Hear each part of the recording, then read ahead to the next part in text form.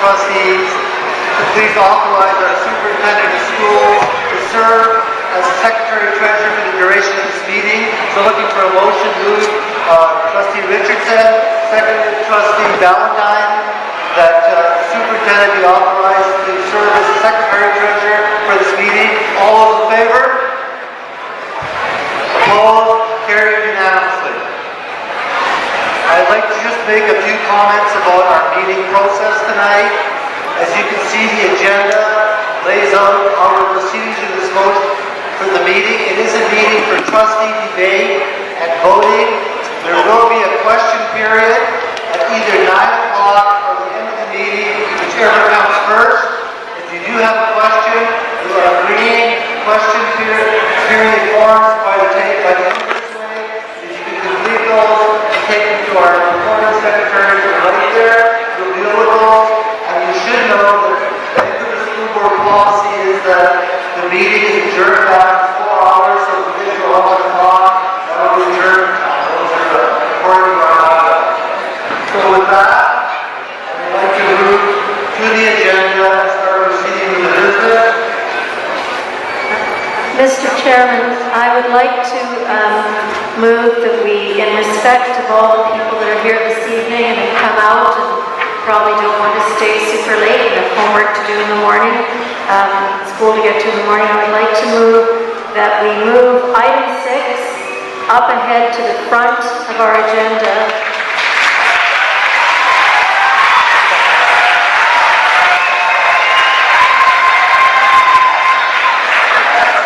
After item 2.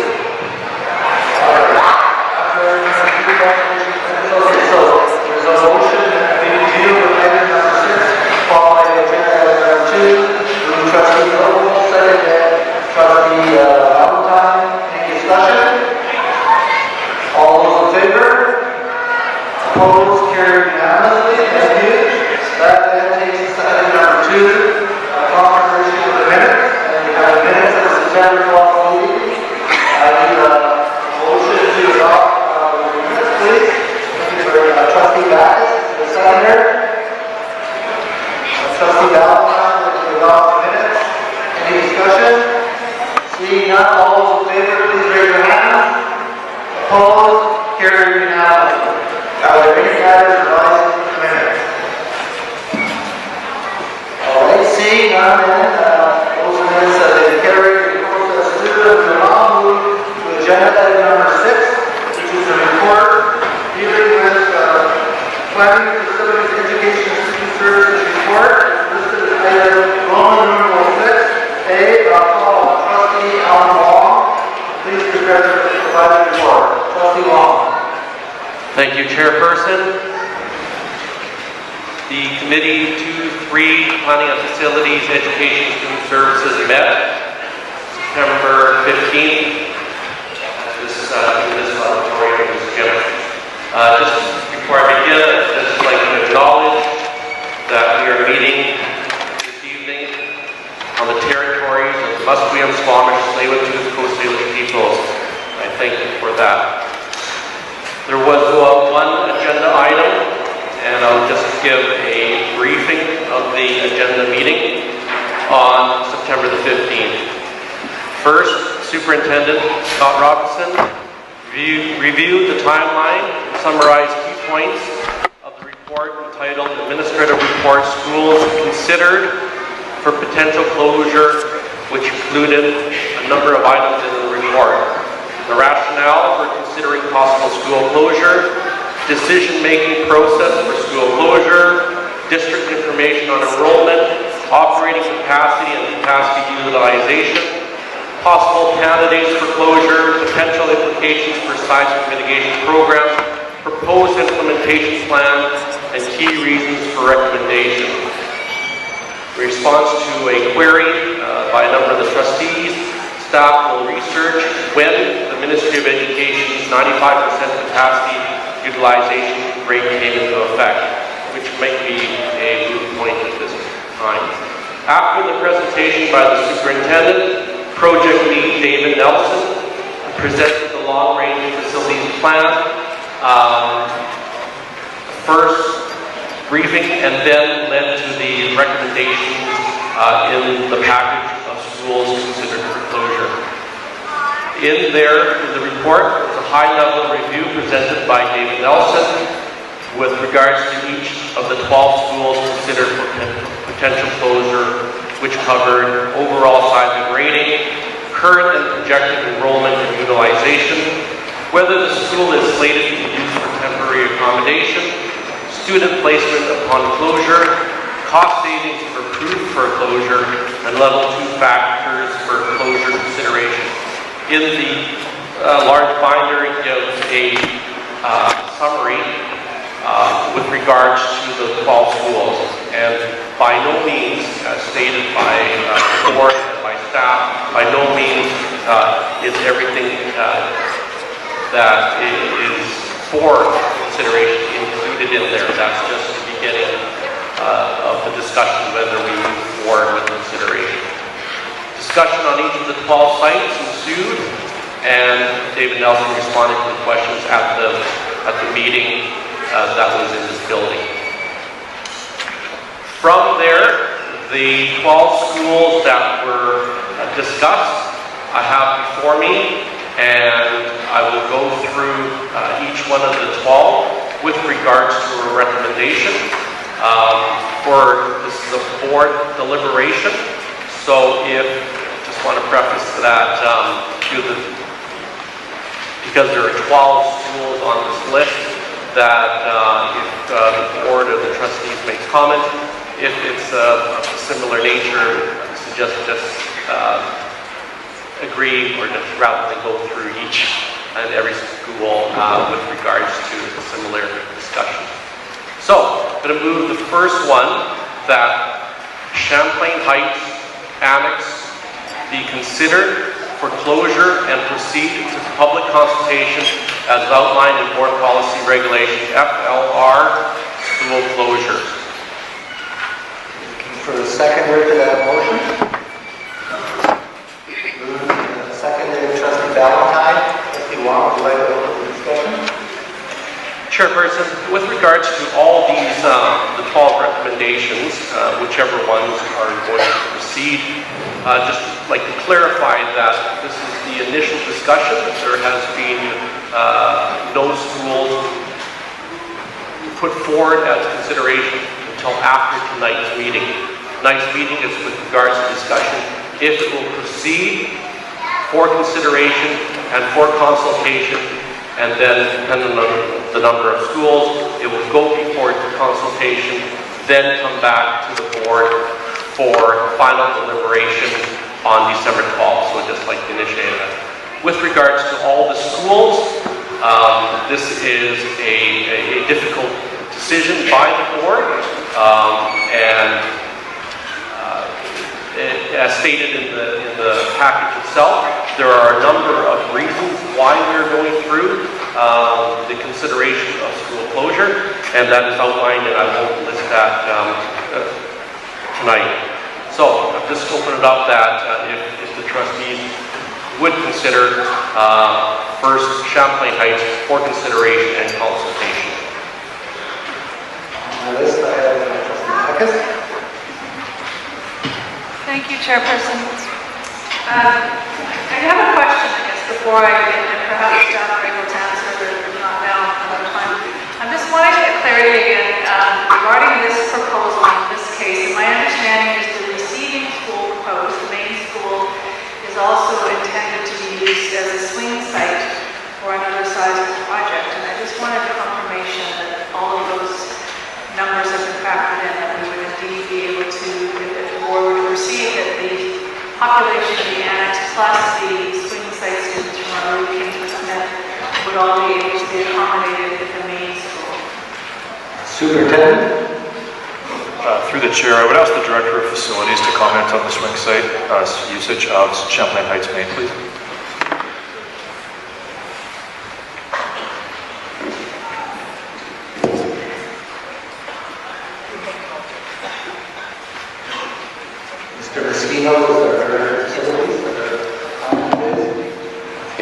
Thank you.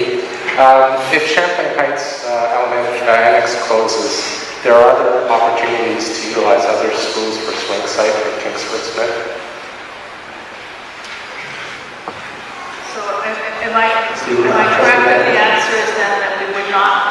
able to use it for the Kingsford swing site if we were to move the annex population to the main school? That is correct. Do we anticipate that could cause any delays to the Kingsford project?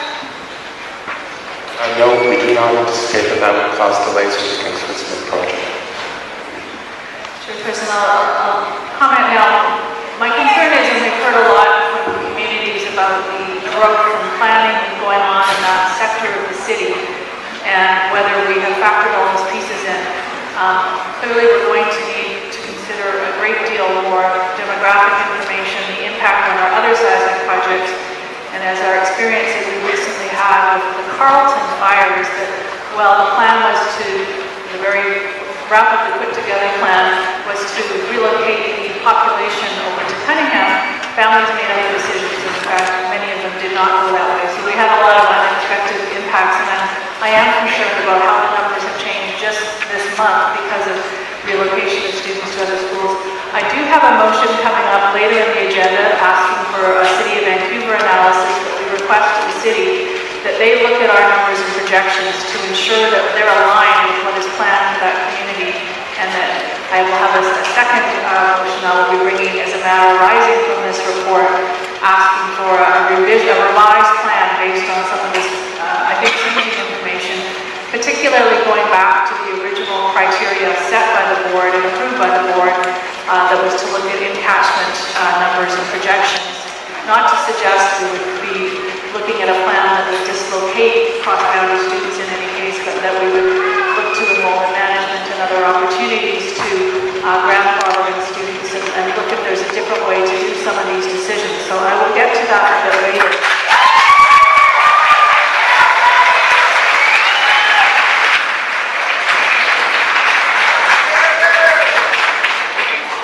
The more difficult question, though, is at this point, do we move forward to allow for this discussion to continue, or do we say we stop tonight? And that is what I'm grappling with, and I'm looking forward to hearing others' perspectives, but clearly, there are many questions that we need more information as we look at decisions that we know will potentially affect the city for generations, and what happens in the next coming months. So I just want to highlight some of those concerns and the importance of making sure that we get full, and I think a new lens to look at the original criteria. Certainly and in the case of this proposal, really what it comes down to, this is a seismically safe, relatively safe building. This is a medium risk building. A goal, as I recall, of the LRMP was to get students out of high risk buildings. This is actually an M&M, which is for us pretty good. It's the only real benefit I see is a relatively small operating savings at this point. We're no longer under the 95% capacity pressure to clear out spaces. So in this case, I think we really have to think carefully about moving students from a reasonably safe building and from what, by all accounts, at capacity annex. But I'll hear out my other colleagues before I make my final decision. Thank you. Thank you, Trustee Dennis.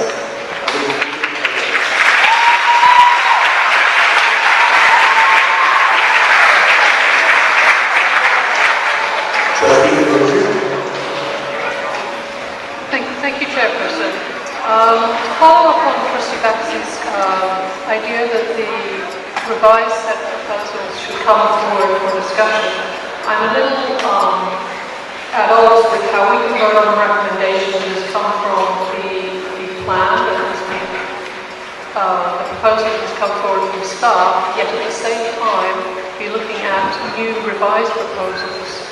And I'm just a little lost to know how those two come together.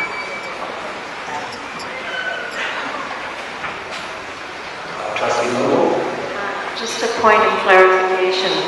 Are we discussing each school, or are we now moving on to discussing a immersion? We are on recommendation relating to Champlain. Because we seem to have veered into discussing a greater topic. I've got myself on just next. I'd like to just get clarification so that everybody in this room is very clear. The event that this recommendation is advanced and it is put on the consideration list, what are the next steps in the process so that we're very clear on the timelines and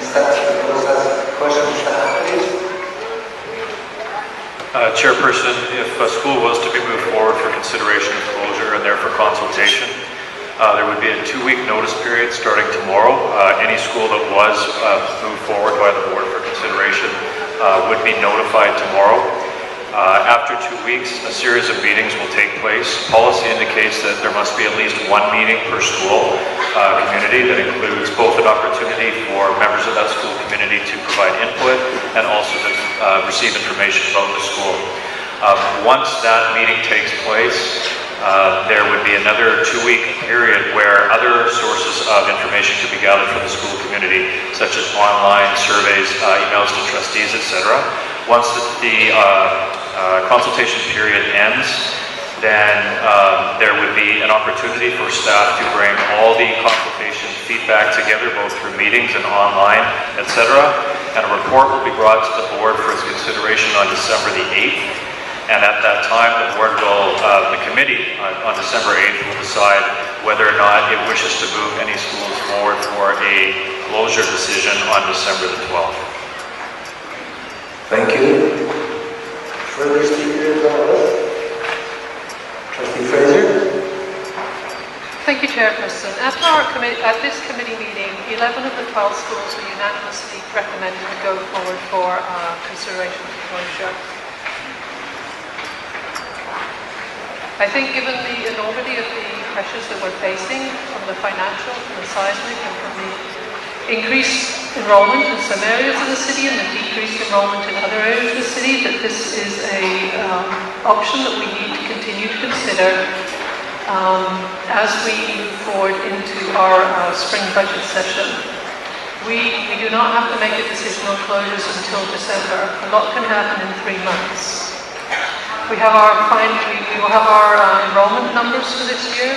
We have a lot of information coming in from the community, and there is always the hope that there will be additional funding announced from the province. I would like to stick with the recommendations from the Committee 2-3, but I'm concerned that if we go back and revise the proposals that come forward about which schools should be considered for closure, then I'm struggling to understand why we'd go through this process and at the same time consider why these schools have come forward. And I'm still not clear on that point, Chairperson. Thank you. Trustee Alexander?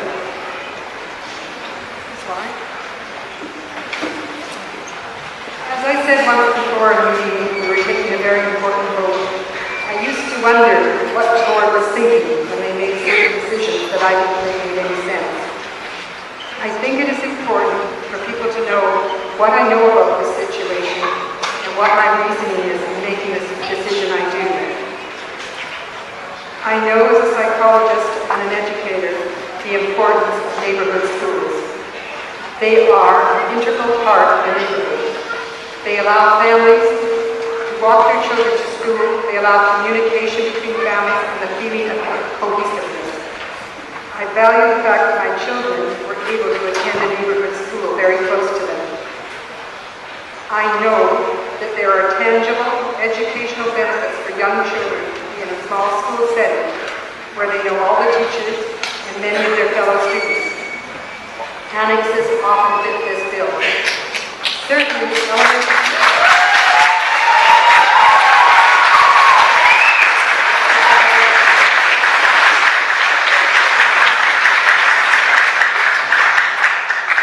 elementary schools of 600 students do not hold as well educational success. I know the importance of classrooms, robotics, to motivate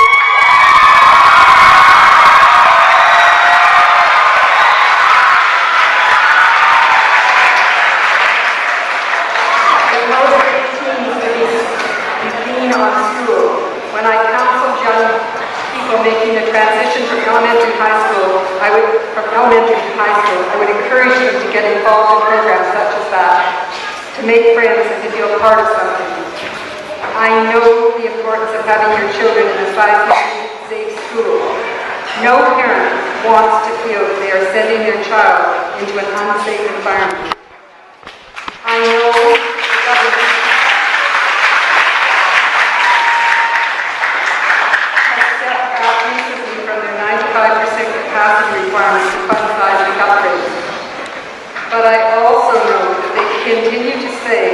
that unless we utilize unused capacity, they will not fund recycling projects or build new schools. I know that they count daycares, adult education space, art rooms, music rooms, sensory rooms, small special classes as underutilized space. That said, I also know that we have fewer students in our schools. I know that we are going to face a deficit in the operating budget this next spring, which may cause us to have to make even further cuts, adding to such woes as many classes to number 30 that we have now in our high schools. Not if we get rid of Chrissy Clark.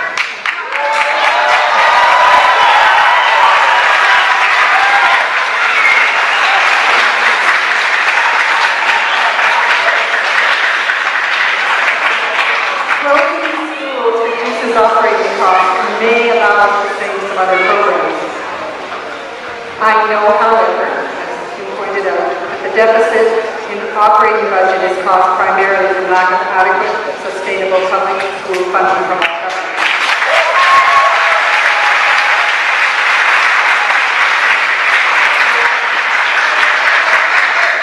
I know we need swing space for schools while they are being seismically upgraded. Many of the schools on this list are slated to be used as swing space. I know that I have received many emails and petitions from parents. I have not been able to answer them these last few days. However, those that I have stated, I've stated that I will listen carefully to everything that is said about closures and try to make a thoughtful decision. I know that parents have emailed me with concerns that the numbers used making up the closure list are not accurate. I know that Adrian Dix has presented us with numbers that differ from the local news.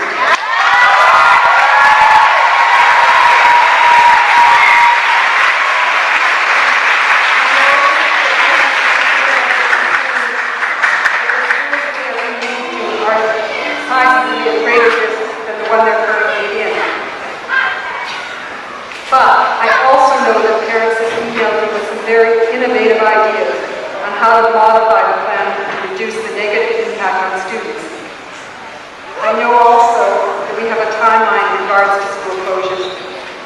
We need to give adequate notice to schools about closure and allow time for consultation. Stopping the process could delay seismic upgrades yet again. It is because of this timeline, as well as the questions and innovative ideas that have been coming forward, that I think we need to go forward with this list for consultation. Consultation does not mean acceptance. It gives us a way to address parent concerns and to explore innovative ideas. It gives us time to find ways to check the numbers used. It gives us an opportunity to consult with the city on projections for their new housing and how that will affect school enrollment. It gives us time to explore alternatives to closing a high school to use as swing space. It gives us an opportunity to check the enrollment of in-catchment and out-catchment students. Well, I know that consultation can be upsetting in these few months. I can't in all good conscience go forward without it. It means keeping children in seismically unsafe schools longer than necessary, or we face even further cuts to our budget. Closing a school is an important decision. Closing 11 is a monumental decision. We need to take the time to consider this carefully and hear you.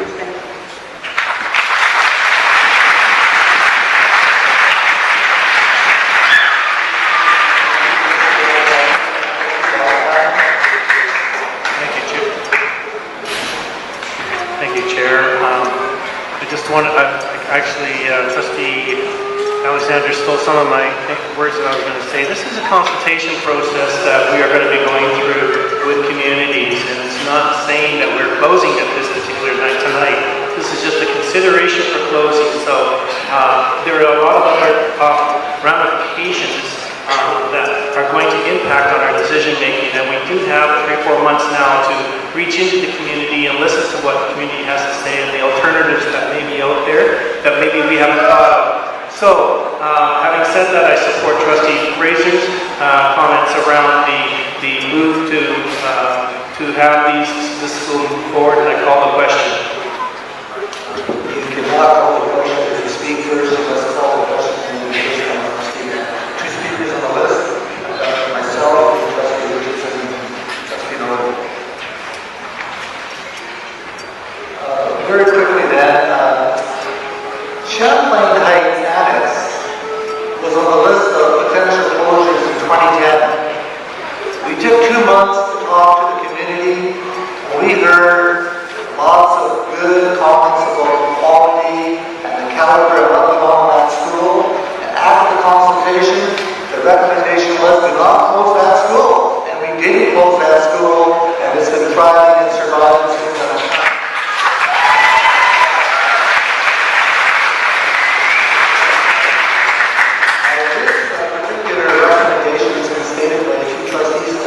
Allows us to move into the input stage for 2 months to hear from the community about what goes on in that school, what that school means to the community, and how we can make things happen in that particular school. I think as we did in 2010, that experience is very powerful for the community, for the school, and for trustees, and quite frankly, for the provincial government. I think we need some time to have a dialogue in our community to do a number of things, including to inform trustees and the community. We need to be educating the provincial government. And here's what they need some education on. One, it is unacceptable to have us calculate operating capacity of schools and not count music rooms, not count art rooms, not count computer rooms.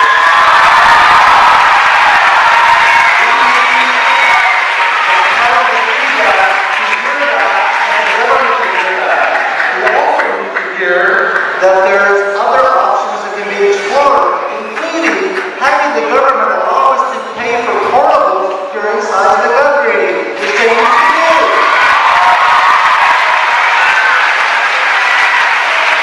And thirdly and finally, we need to let this government know that it's not good enough to be the second lowest for pupil budget province in Canada.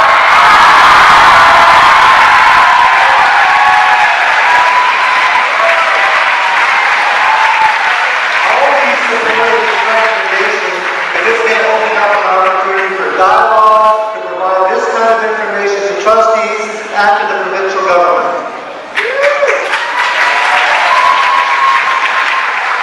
Trustee Richardson.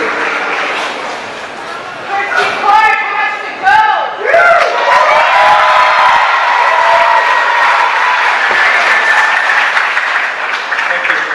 Thank you, Mr. Chair. Difficult does not begin to address the situation faced by us as trustees. Add admiration to the efforts of our staff as they begin to proceed with the long-range facilities plan, which we have been waiting for the last 15 years, which we passed a number of weeks in January and now completed in May. Add frustration, you finally begin to consider the consequences of declining enrollment over the last 18 years. I think we all agree that seismic safety is essential and that this is within the context of providing quality education. Failing to make a decision is in fact a decision. Some decisions or non-decisions have financial consequences that must be considered before we move on. Some decisions or non-decisions have impacts upon our seismic program as we limit alternative accommodation availability, swing space. And these must be considered before we move on. The urgency of seismic upgrading has allowed, or the lack of attention to the urgency, has allowed this goal to slide from 2020 and now to 2030. But this deadline, and I pardon the pun, could easily slide if decisions are not made now.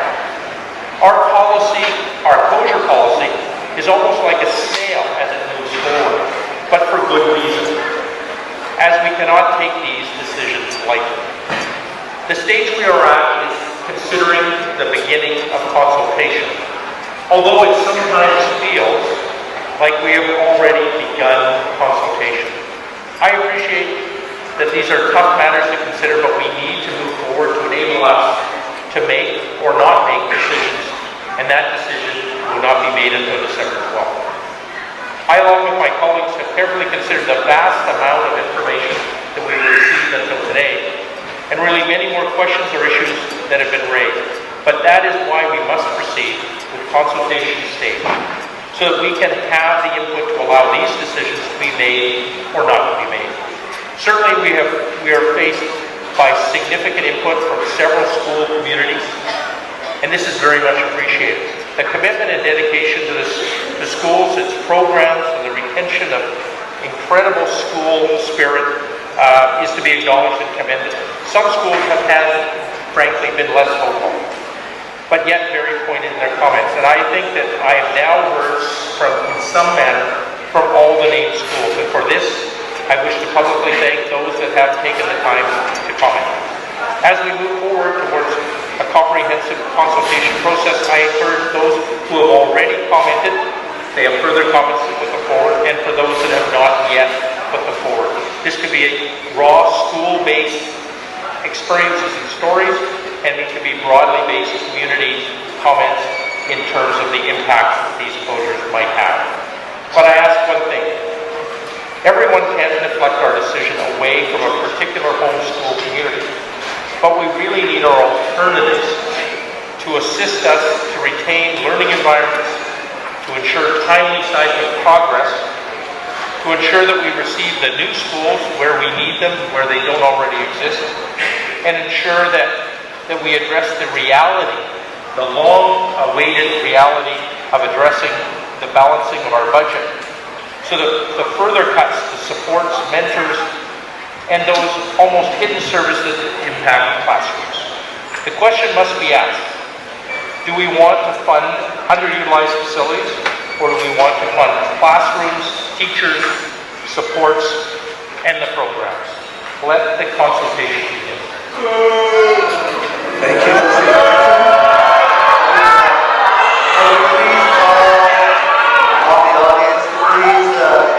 Show some patience and decorum. We all know this conversation is very emotional. A lot of us have a lot of messages that we would ask you to allow our speakers on the board to please make their comments. Our two speakers left on the list of this one are Trustee Noble and Trustee Mackin. Trustee Noble. Nothing about this is easy for any of us here this evening. I'd like to start by asking everybody to join me in applauding each and every one of you for coming out here tonight.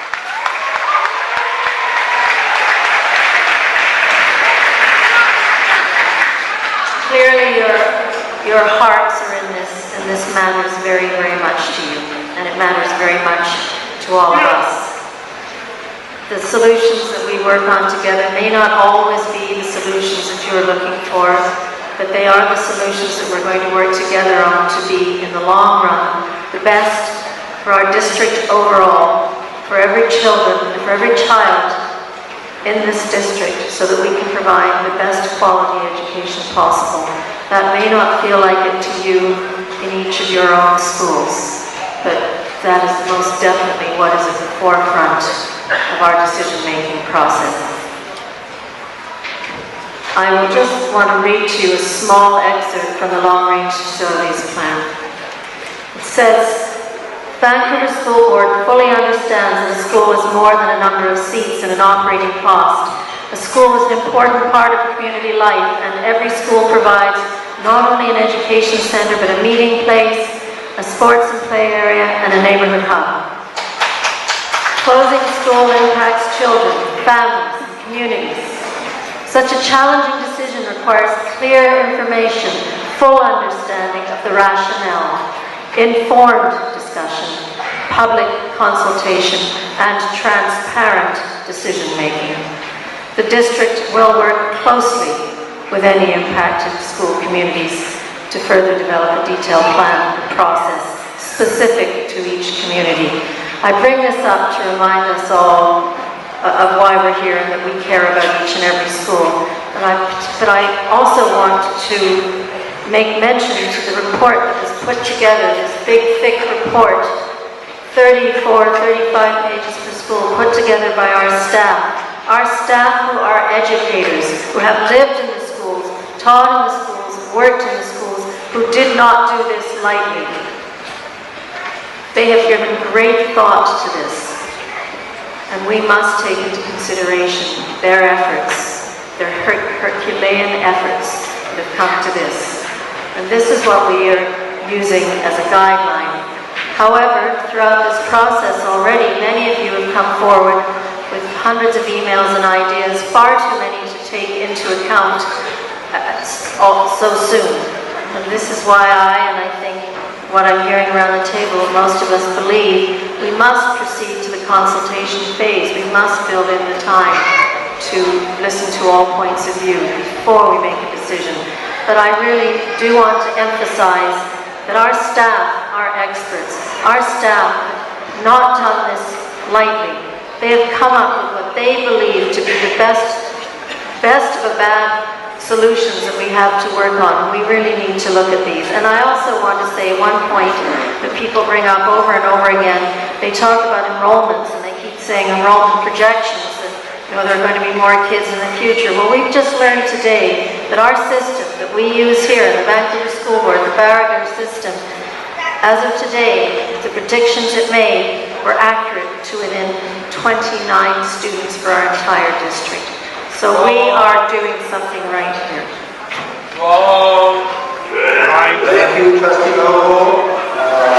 And our final speaker, I have a feeling, but I'm not Trustee Strayton. Thank you, Chairperson.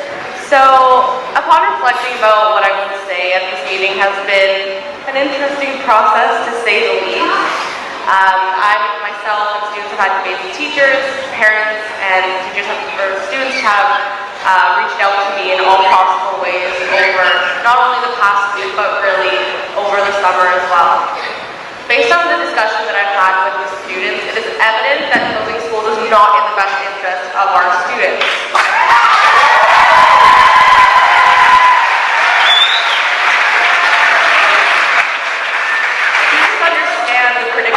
Board has been put into. However, the decision would not solve the entire problem and is something so extreme that students are not able to support.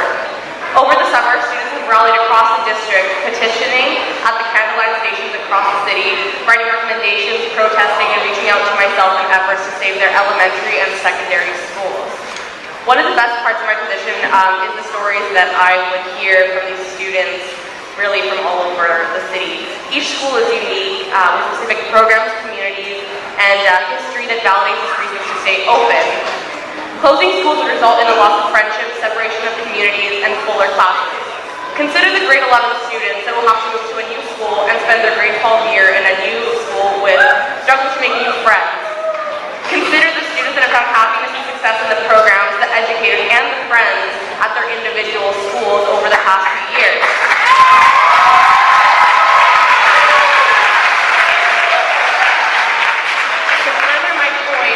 I want to share a few of the quotes from students in the Vancouver District Student Council just to show the passion that I've seen over the past few weeks. So, number one, the East Side is the most targeted area for these closures and it's beyond unfair.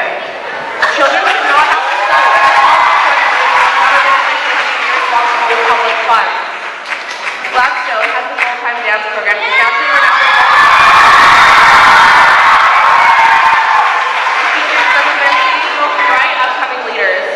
Queen Alexandra is my home. The friends I've made have helped me grow as a person, and the teachers in schools have provided me a second home. Britannia is where I reached my full potential as a young adult, and it's the relationships I've created there that helped me in post-secondary and the rest of my life. Thank you.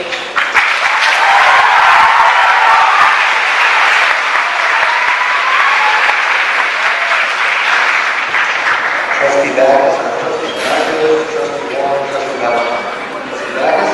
Thank you, Chairperson. And I guess it's not a surprise that after serving time on the Vancouver School Board, or probably any BC school board, we do kind of get into a siege mentality, that we're in this terrible, austere times where we have to make the least worst decisions, that we always have to find more ways to take away and the least painful ways to take away.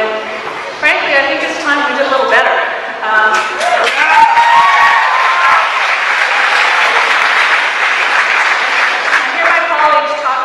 We have to consider financial consequences how we're going to handle swing space now that government no longer funds the portables that it did. It did when we did Kitsilano, it did when we did Jules Quinnell, it did when we did Laura Secord. Suddenly they've changed their mind, and lo and behold, we're faced with another terrible, bad decision.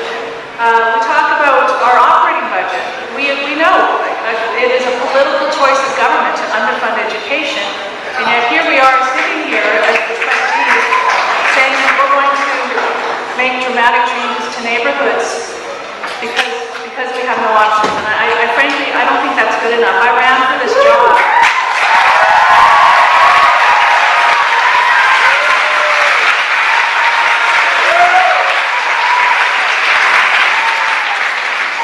We have a province awash in real estate revenue. We have a lot of that money comes from the city. Last year was the first time that Vancouver taxpayers, property taxes collected from the school tax levy exceeded what this district was funded. Now you add in that property purchase tax that has led to the provincial surplus. Vancouver has paid over and over for these schools, yet we're being told that we can't afford to keep them and we're going to have to make difficult choices.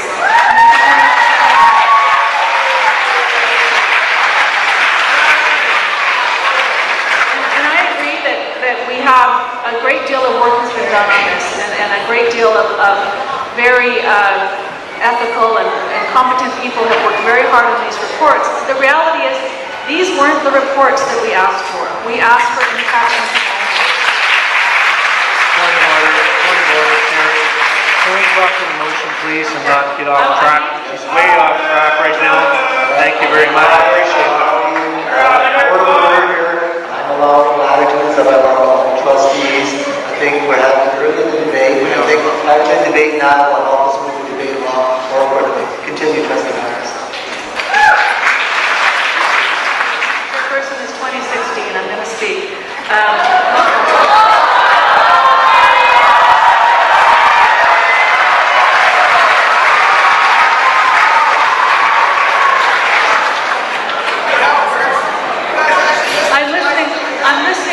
I've been listening to what I've been hearing, and I've listened to our student trustee, and I have to agree that closing schools is not in the best interest of students. However, and I'm saying all this related to what I'm going to say, and this is related to the decision before us, I do think there's an opportunity for a better path forward. I do think we need to relook at the direction. But I will, and I'm going to say, I will support going on to discuss these, to consult, because I think we need to have that conversation. But I needed to make it understood. This is not to say this report, these recommendations that I anticipate myself voting in support of come December. I want to see a very different set of information and some different ways.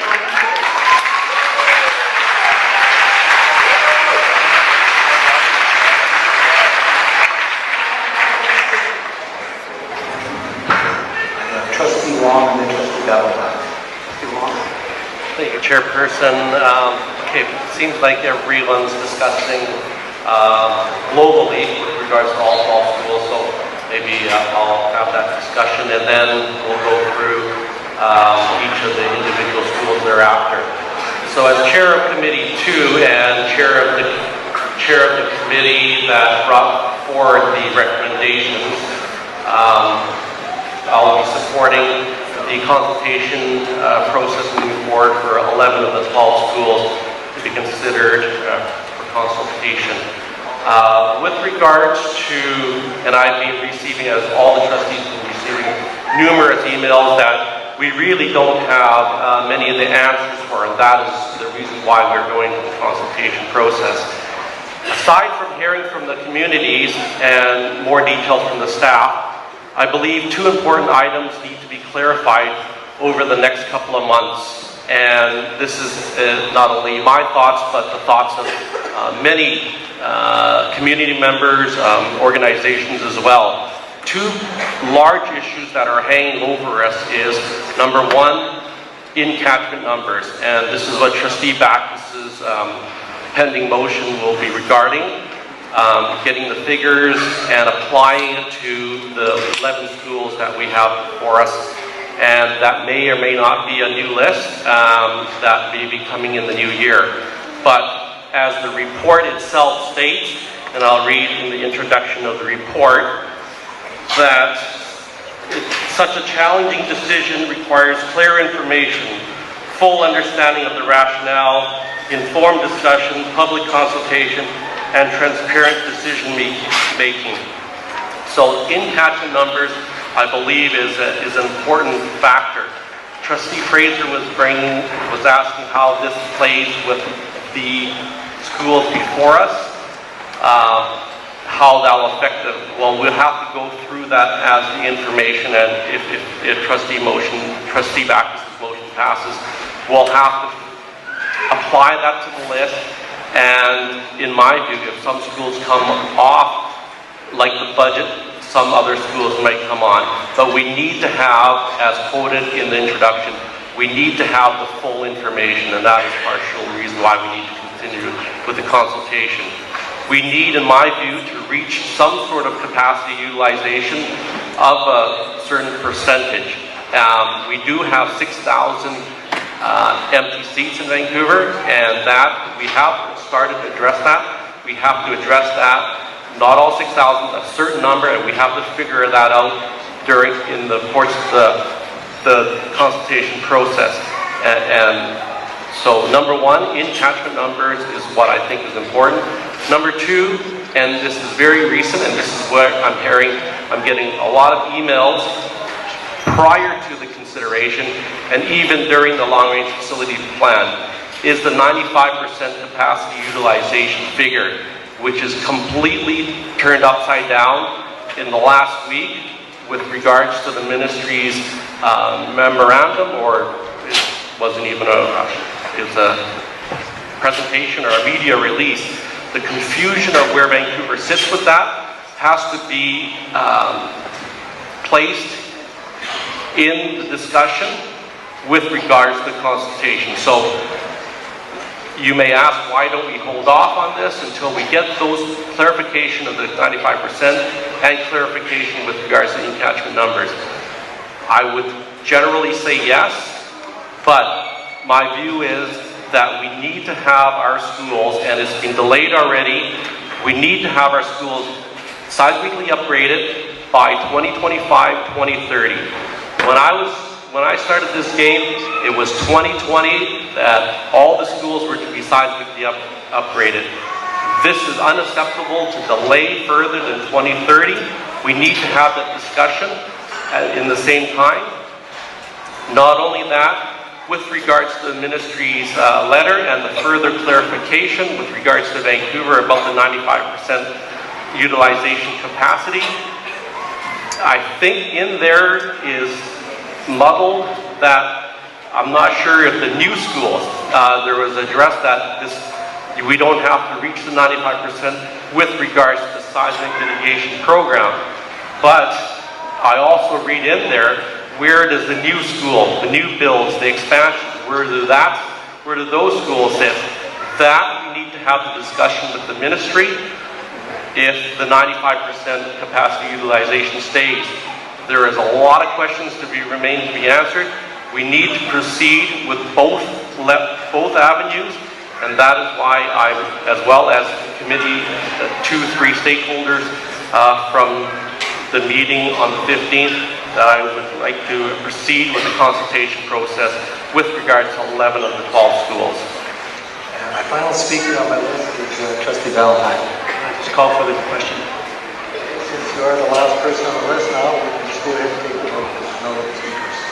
Okay, we have a recommendation on the floor. The recommendation reads that it is recommended that Champlain Heights Annex be considered for closure and pursue public consultation as outlined in Board Policy Regulation FL-R school closures. Ready to put the question? All trustees in favor, please raise your hands. Those opposed? Carried unanimously. Trustee Wong. Chairperson, move that McBride Annex be considered for closure and proceed to public consultation as outlined in Board Policy Regulation FLR school closures. Seconder for that motion, please. Trustee Backus, go ahead to open. Trustee Wong. Chairperson, like the last school, this annex was also considered in the 2010 school consultation for closure. ultimately was removed at that time. Speaking on all 12 schools except the one that did not proceed from committee, I think we need to consider with regards to the consultation process with more information come December the 12th. Further speakers on this particular recommendation? Chairperson, sorry. With regards to this, we were just passed. I've been responding to some emails. We were just given a pretty hefty package, and I think this speaks for all the schools, that there is a lot that we still have to read, and we still have to absorb information, not only from staff, but community as well. So I just note that the packages are quite lengthy, and there are important information here. So looking forward to reading that and the impacts, just as I've done in 2010. Thank you. Trustee Fraser? Thank you, Chairperson. My comment was really taken by Trustee Wong in that as we're going through the schools individually, we have heard from some communities already, and as we move into the formal consultation process, that is how trustees will get more information from the community, and that is what we want to hear. The challenge is more consultation does not mean you always get the answer you want. I think all trustees here are aware of the challenges that face us, and I don't think we can, although we can disagree profoundly with how the provincial government is funding education, we have to live with the reality that when we did not approve the budget in this spring, and I think that was the most extreme move a board can take, the province did not provide any more money to our board. So it's a challenge for us as a board to work with what we have internally while we're advocating for more funds externally. And even if, we care about all our schools in our city, and it's challenging for us to think district-wide with all the funding we have for our district-wide students, knowing that the impacts would be greater for some students. Trustee Alexander? I'd just like to say that if we go to the consultation process, I think it will allow trustees to go out to the schools and see firsthand what we are proposing to close. Some of the savings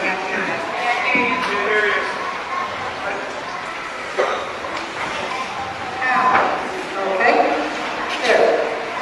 I was just going to say that I think if we go to the consultation process, it'll allow trustees to go to each of these schools individually and see what it is that we are proposing to close. I'm a liaison to the YMCA. I had the privilege of going out and visiting it. It's quite a different matter to view numbers on a piece of paper as to what you're closing and go out and see what is there. But I think that's what the consultation process will do for us. Myself on the list. Again, I'd like to just pick up this package from the McBride Community Annex Community. I'd like to thank them very much for this extensive 15-page brief, and say that I look forward to reading it and getting into the details of the brief.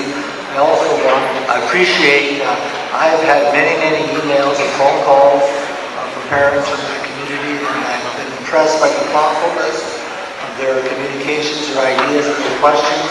And again, I would submit that at this point in time, moving this forward for consultation would allow us to continue on with this education of our community, and more importantly, our provincial government.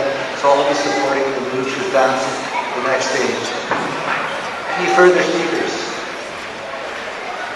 Seeing none, then, we have the question on recommendation 2, which reads, it is recommended that the McBride Annex be considered for closure and proceed to public consultation as outlined in Board Policy Regulation FLR school closures.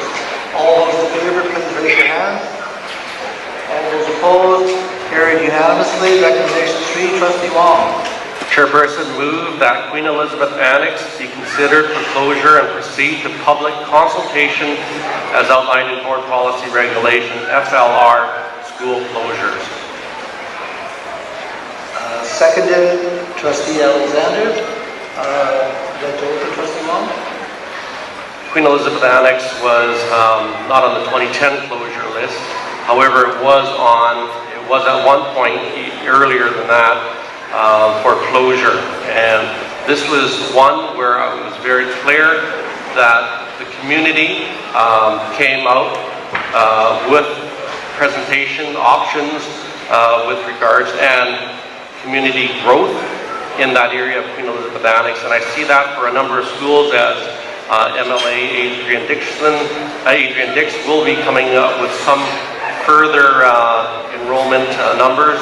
So this is one where as well from staff recommendation and the committee 2-3 support of moving forward to consultation. Further speakers on this recommendation? Seeing none, put the question then. All those in favor of recommendation 3, which reads, it is recommended the Queen Elizabeth Annex be considered for closure, proceed to public consultation as outlined in Board Policy Regulation FLR school closures. All those in favor, please raise your hands. All those opposed? Carried unanimously. Recommendation 4, Trustee Long. Move that the Tecumseh Annex be considered for closure and proceed to public consultation as outlined in Board Policy Regulation FLR school closures. Seconder, please. Trustee Richardson. Go ahead, Trustee Long. This, along with a number of other recommendations, we would need to look at boundaries and issues such as crossing main arteries, but that again we need to have that addressed during the consultation process, and we'll be hearing more information with regard to that, as well as a number of other issues outlined in the report and outlined by the community. Trustee Backus. This is another case that I think, given this is a medium risk school, this is much better condition than many of our schools. This is an annex that is oversubscribed already. I think this is one that really requires that revised look, given our new context with the 95% capacity requirement removed by the minister last week in response to incredible advocacy from a lot of the people here tonight. I think we really need to have this discussion, but it needs to be within that, and we really need to go back and look at the impact of that. It appears to me this is not a case of getting students out of an unsafe building. This is relatively safe. It looks to me like the benefit is in, again, a relatively small operating savings that could easily be addressed by appropriate education funding in this project. Further speakers on the list? Seeing none, all those in favor, please raise your hands. All those opposed? Carried unanimously. Recommendation 5, Trustee Long. Chairperson, move that Admiral Seymour Elementary be considered for closure and proceed to public consultation as outlined in Board Policy Regulation FLR school closures. Seconder, please. Trustee Alexander. Trustee Long. This is one of many of the schools, if not all the schools, are considered vulnerable students, and quite surprised actually that a number of the schools are considered on this consideration list. However, the board's the policy and the criteria, factors 1 and 2, placed it under this predicament, and it's one where I'll be looking at a number of issues with regards to vulnerability, location, and a number of the programs. This is one that I'm as well eager to hear more information about with regards to Seymour. Just one last clarification that this, because there's a school within a school, this proceeding is also one that's considered for a year later. because of the International Village students in the school. Thank you, Trustee Mackin. Thank you, Chairperson. Another issue that we haven't really touched on yet tonight, and I will try to be brief, is there's a box in this report that checks off this would be used for temporary accommodation. And I think some of the concerns we're hearing from a lot of community, not just about this school but others, is would you want your children moved out of their school and put into a high-risk building while their school is being upgraded? And I want to say that we need to really think about that. About negotiating better options, and that's to say, and I'm not even specifically, it could be this, schools that are coming to use this or intended, but we need to be looking to government to say, if we were to proceed with closing any school, they have to be going to a seismically safe school. It has to be.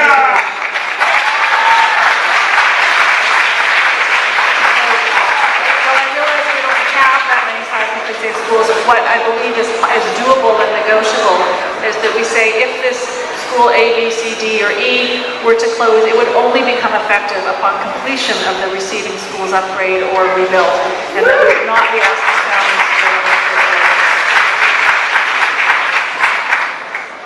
Further speakers?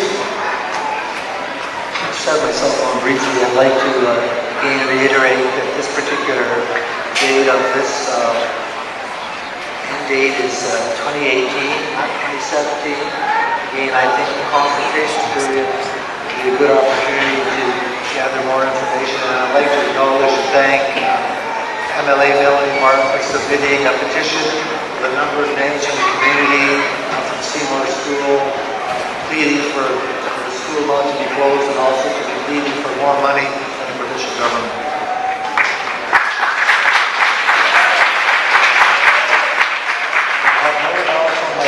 List. I then call the question on recommendation 5, which is recommended that Admiral Seymour Elementary consider the closure and proceed to public consultation as outlined in board policy regulations FLR school closure. All those in favor, please raise your hands. Opposed? Carried unanimously. Thank you. Trustee Wong. Move Chairperson Dr. A.R. Lord Elementary be considered for closure and proceed to public consultation as outlined in Board Policy Regulation FLR school closures.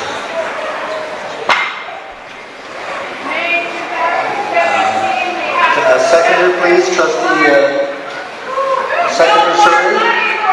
Trustee Backus.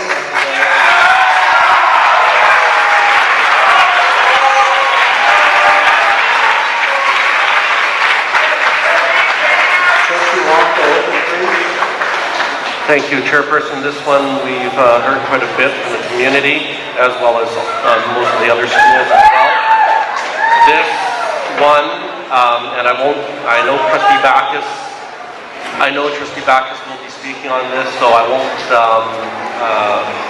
say what she's going to say with regards to Begbie and the need to do, if we are to proceed in orderly fashion with regards to Begbie. So I think Trustee Backus will speak on this. I won't take it on this. Okay, thank you, Trustee Backus. We've all heard a lot from the Lord community. Thank you very much. And there's many concerns, but one of the key concerns that we have heard is the proposal to move the students, close Lord, move the students to Bagby to put more kids into a high-risk building, hoping that will convince government to come forward with funding to make them safe. And frankly, I could not support that at any point. I'll be clear right now.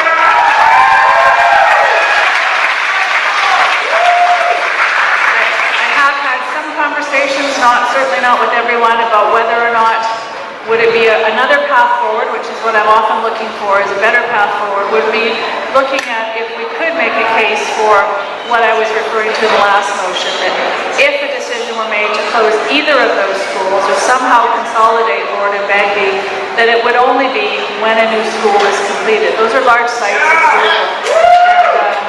We would not be asking any parent to send their child from an already very high-risk school to an even more high-risk school. That is not what we set out to do. So I want to be clear, we need to have the discussion, we need to find a better path. But I want to assure parents that there's no way, I wouldn't, well, I always put this to the filter. Would I accept that for one of my own kids? No, absolutely not, and I won't accept it for any of yours. Thank you.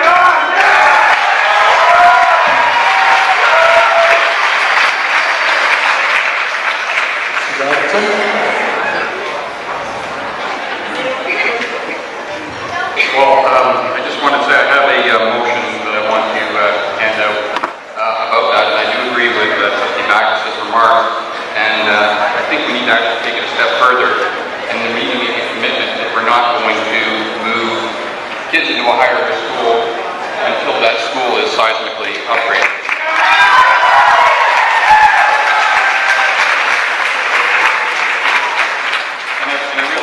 This is moving into a consultation process, but I think we need to make it a term of that consultation process that this is the condition that we're seeking. So Trustee Robinson, from a procedural point of view, we've got Trustee Wong's motion on the floor. My advice is to deal with that motion and allow you to make your additional motion, which is related to order. Also, are you proposing to substitute my understanding? Point of order. Is yours a substitute motion? Or would you like to see it done, proceeded with after we deal with the motion on the floor from Trustee Wong? Point of order, Chair. Substitute motion. It's a substitute motion. Could it be an amendment? Okay, so we have, so your point of, I would take it as an amendment to the motion. So what we'll do is we'll have the motion and have this added on to it. And the reporter has to read. Yes, so could you read, I'll read the amendment to the motion is that A.R. Lord Elementary School be considered for closure on the condition that it not be amalgamated with Begbie Elementary School until Begbie Elementary School is seismically upgraded.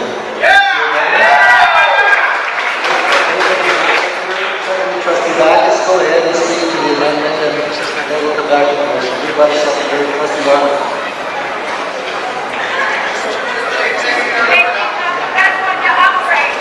I think I've given my rationale, so.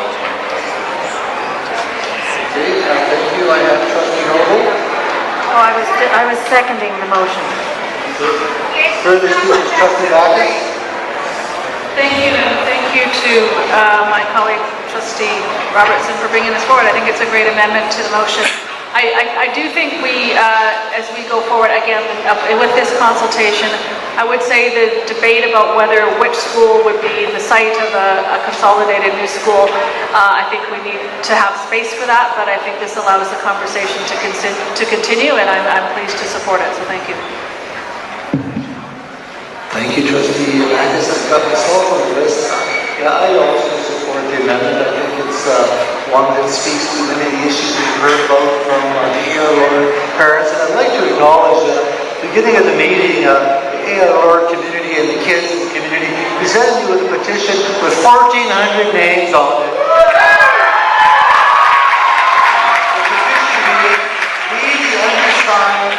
Our petition to the Vancouver School Board to keep Dr. A.R. Road Elementary School open and to find alternatives to school closure. So thank you for that. I've also received many emails and had many conversations, and I appreciate that. Again, I think the amended motion allows us that opportunity to have further dialogue with the government and also to bring the community in to help us explore those particular solutions. We'll all be supporting the amendment. Further speakers on the amendment. Trustee Fraser.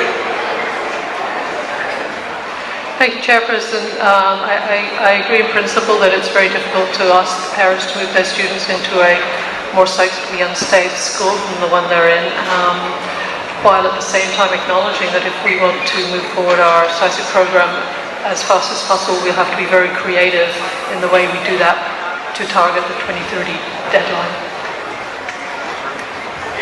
Thank you, Trustee Wong. Thank you, Chairperson. Gladly in support of the amendment. It's in the spirit of what has been discussed already, and staff direction to have that discussion with the ministry already. But I think it's important to have it as a board recommendation and to notify the ministry that it is the board's position earlier than later. So thank you, Trustee Robinson. Further speakers? Okay, seeing none, we are voting on the amendment first of all, then we'll come back to the amendment. So on the amendment, all those in favor of the amendment? Opposed? Carried unanimously. Thank you. We are now back to the amended motion, which reads that the committee support the recommendation that under ARR Elementary proceed to public consultation as outlined in board policy, regulation FLR school closures, and that AR Road Elementary School be considered for closure of the condition that it not be amalgamated with Begbie Elementary School until Begbie Elementary School is subsequently upgraded. Any further speakers on the rest? Seeing none, I will call for the vote on the amended motion. All those in favor? Opposed? Carried unanimously. Thank you. Trustee Wong. Thank you. Move that Graham D. Bruce Elementary be considered for closure and proceed to public consultation as outlined in board policy regulation FLR school closure. Seconder for the motion, please. Trustee Richardson. To open, Trustee Wong. Thank you. There's been a wrinkle thrown in the Bruce/Carleton with regards to the Carleton fire and the disbursement of students, but this, like many others, interested in having more information.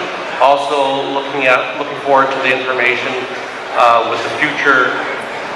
There's a motion coming from Trustee Backus with regards to the city on enrollment numbers, and as well MLA Green Dick's information with regards to enrollment in that area. So interested in seeing this move forward and having a fuller discussion. You passed the numbers, they're wrong. Further discussion on this particular motion? I have myself on the list. I'd like to first of all acknowledge and thank the Bruce community and MLA Dix. I just received this very comprehensive brief of over 50 pages the other day. Thank you very much for taking the time to talk about the value, the power, and importance of this school in your community. And I think this information will be very valuable for us during a consultation period where we need to dig into the numbers of what we have in terms of the city, in terms of new housing updates and developments that have occurred. Why, even just last week, you all recall that announcement of $500 million coming from the provincial government to help us with housing? That might bring a few more kids into the city.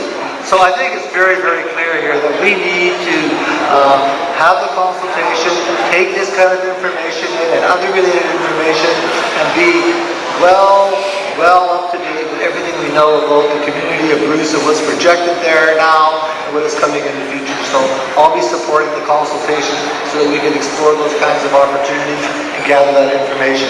Trustee Backus. Thank you, Chairperson, and that's correct. I have a motion coming up later in the meeting asking for a City of Vancouver analysis and comparison of their plans. And one of the reasons for that is I've had conversations with several of the City Hall folks, and the way we're headed really with this whole plan is really contradicts where the city is trying to go as a city to create a vibrant, livable, affordable city and create more options for family housing. And they're deeply concerned about what it would look like to be going into neighborhoods where they're trying to draw more families, attract more families, find creative ways to create affordable housing at a time when the school board is going to go in and start boarding up schools. So I think we need to be working together more closely. I know our staff do a tremendous job already, but things have been happening so quickly since this report was developed. So much has changed just in the last few weeks with announcements coming from the province, being an election year, the affordable housing announcements, planning proposals that have been approved. We've actually heard from developers who have plans going for 3-bedroom units coming up in this part of the city. So we need to really be looking closely at these numbers and projections and thinking about where we're headed as a city and what our vision is for Vancouver as a thriving city with a healthy neighborhood school and community.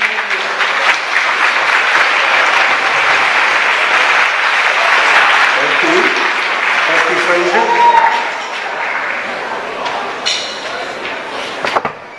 Thank you, Chairperson,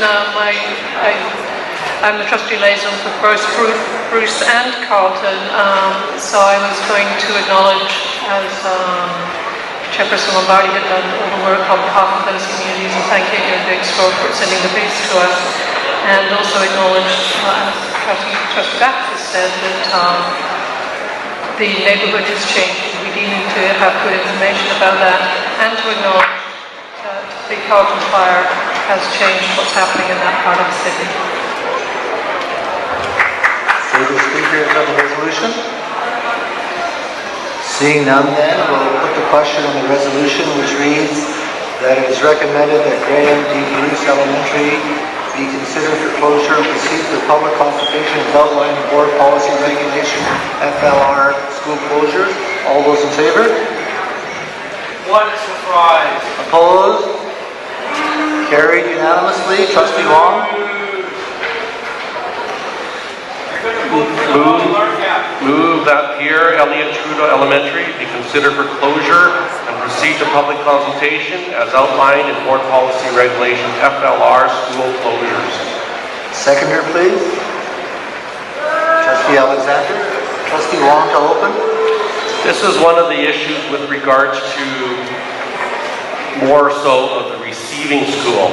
And we need more information about consulting the receiving school with regards to Moberly Elementary School with the projected larger student population. So that one is of importance to see what happens in that case. Trustee Backus? I have some real concerns, well, with all of these proposals. This one, again, when we started out talking about what the point of this plan was, it was to get students out of unsafe buildings as quickly and into safe buildings. This is not an unsafe building.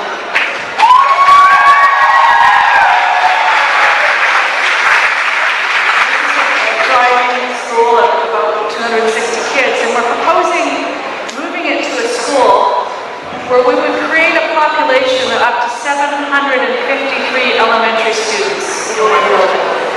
And I hear people upset about moving out of small annexes into a regular elementary school. I can't really imagine a strong case for an elementary school being 753 students. That is really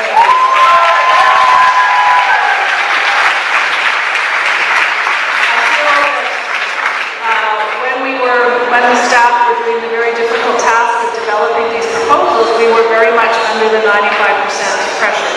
And that would be a large reason to start shifting kids and consolidating without perhaps giving, to me, the level of thought I would think of the learning environment, the social and emotional environment of the building, when we know we have such high levels of anxiety and other issues.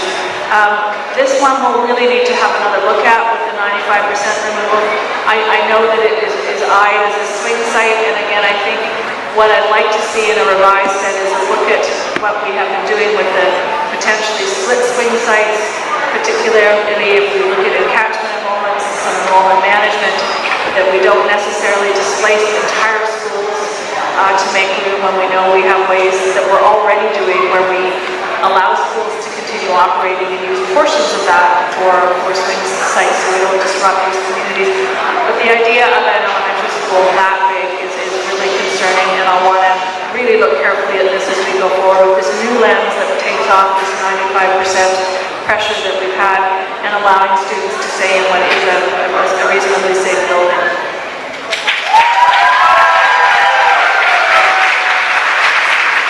Trustee Alexander?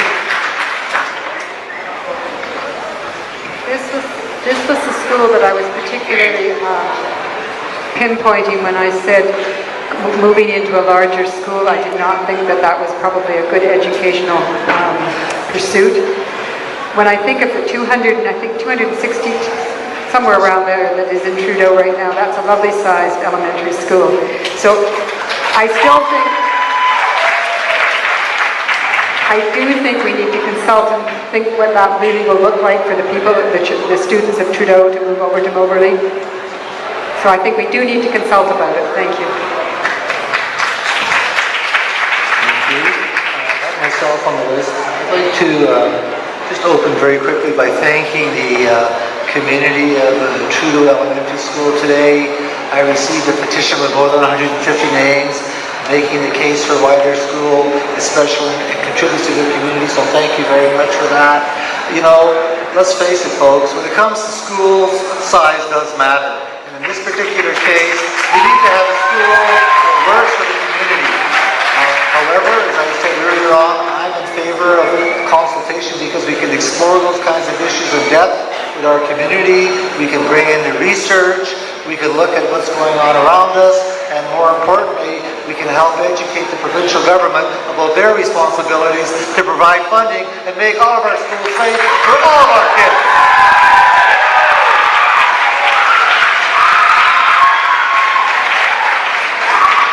Any further speakers? Seeing none, then I think we're ready for the vote. No one else on my list. The motion, again, is that it is recommended that Pierre Elliott Trudeau Elementary be considered for closure and proceed to public consultation as outlined in Board Policy Regulation FLR 4, FLR of school closures. All those in favor, please raise your hands. Opposed? Carried unanimously. Thank you. Trustee Wong, next. Move that Queen Alexandra Elementary be considered for closure and proceed to public consultation as outlined in Board Policy Regulation FLR school closures. Seconder, please. Trustee Valentine, thank you. Trustee Wong to open. This is one of the schools that was on the 2010 closure list as well. Had a strong presentation with regards to the multicultural fine arts. A very important program for a community, a vulnerable community that was very proud of that, their program. So if you look at, I'd like to have more information with regards to Appendix 3 and Appendix 4 in the large binder with regards to the furthering the consultation process. Further speakers, Trustee Backus.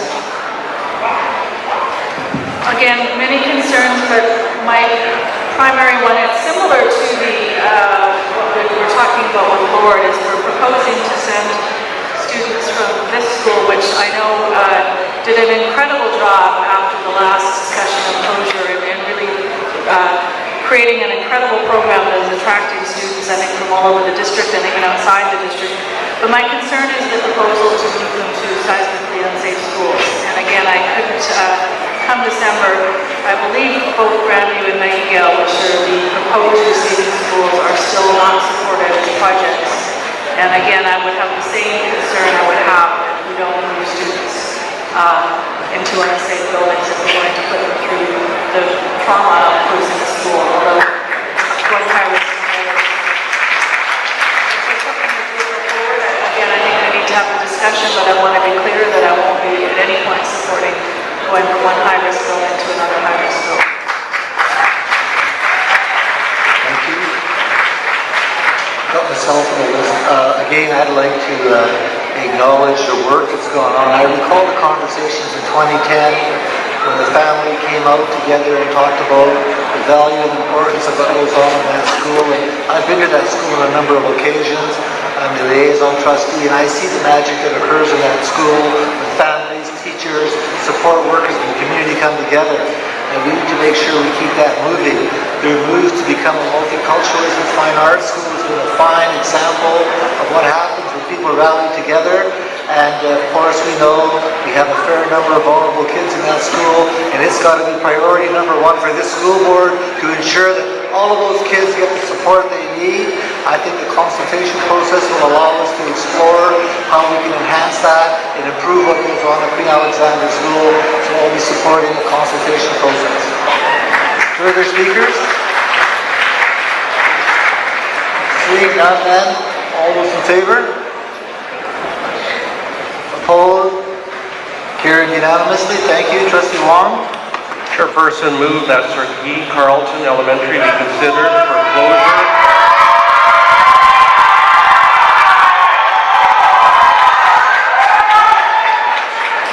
and proceed to public consultation as outlined in Board Policy Regulation FLR school closures.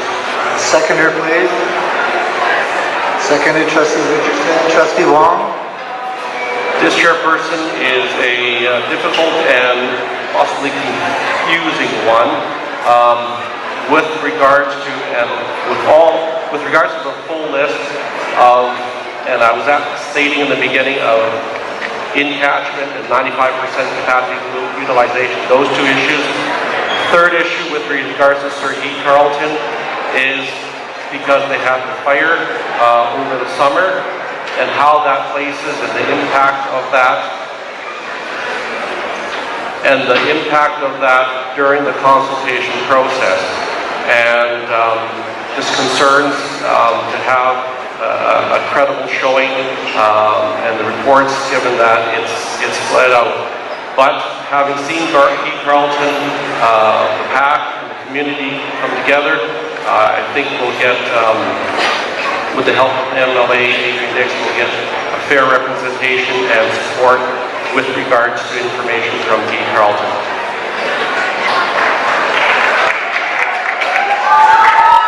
Further speakers on the list? Again, I'd like to make a couple comments. First of all, again, I'd like to acknowledge the work done by the Carleton community and MLA Dix, who's gone. They have gone round door by door, talked to parents, talked to kids, talked to the neighborhood about the importance and value of the school. They basically put together over 3,000 names on the petition. We've got a substantive brief, and I personally have had opportunities to meet with parents from Carleton, and it was after the unfortunate fire in August, I was able to be in the school the first day of school as we transported kids by bus and listened to the parents as they talked about the hopes and wishes for their school. And I want you to know that we put in a claim to the provincial government asking for funding for that school to be rebuilt and put together again.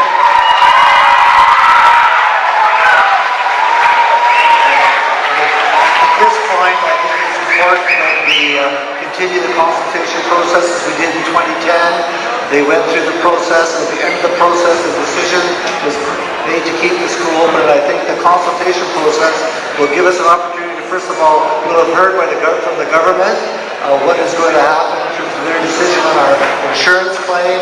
And second, we'll have explored other options, and we'll have much more information from the city about the actual numbers from proposed developments and housing developments in the community. So I think consultation will provide us with opportunities. Further speakers on the list? Seeing none, all those in favor of the motion? All those opposed? Carried unanimously. Trustee Wong? Chairperson, the next is the beginning of the secondary schools. I will not be moving as Committee 2-3 at the meeting did not support the recommendation with regard to Britannia Secondary School to be placed or considered for closure and public consultation. So we will not be moving that tonight.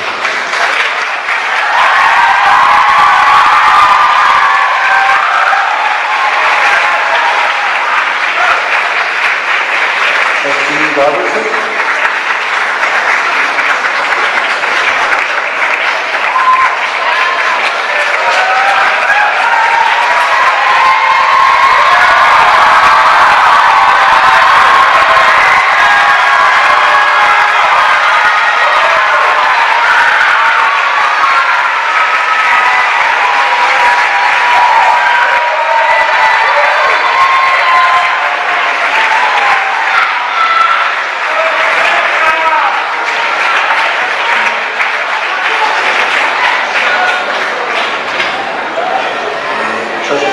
Robertson? Yes, Chair. I have a motion that I'd like to present. And the motion is that Britannia, the secondary school, be considered for closure on the condition that it not be amalgamated with Templeton Secondary School until Templeton Secondary School is seismically upgraded. And on the further condition that when Britannia Secondary School is closed, that the amount of $1 million annually from the closure cost savings be dedicated to support students through the objectives contained in the Aboriginal Enhancement Agreement, and with such funding not to replace any existing funding provided to meet the objectives of the Aboriginal Enhancement Agreement, and with such additional funding to be reviewed biannually by the board. Seconder for that motion, Trustee Valentine. I'd like to read that motion again slowly so that everybody understands what it is on the that Britannia Secondary School be considered for closure on the condition that it not be amalgamated with Templeton Secondary School until Templeton Secondary School is seismically upgraded, and further that when Britannia Secondary School is closed, that $1 million annually from the closure cost savings be dedicated to support students through the objectives contained in the Aboriginal Enhancement Agreement, with such funding not to be replacing any existing funding provided to meet the objectives of the Aboriginal Enhancement Agreement, with such additional funding to be reviewed biannually by the board. That's moved and seconded. Trustee Robertson, do you wish to open? Sure. I think really there's a lot of cost savings here, and I think that part of that cost savings, if it's going to happen, should go to the communities in that school and directly towards the Aboriginal Enhancement Agreement. And the way the motion is worded is that it's not going to replace any funding, it's going to be funding in addition.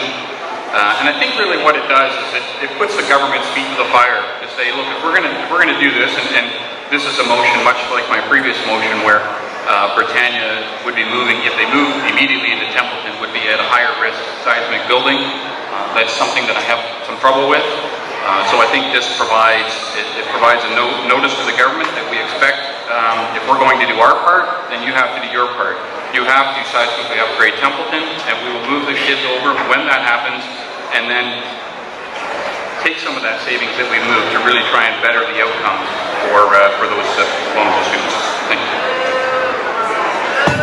Thank you. On the speakers list, I have myself, Trustee Fraser, Trustee Mackin. Order, please. It is very important for all speakers to have an opportunity to address the resolution if they'd like to. I've got myself on the list. I will not be supporting this amendment or this resolution.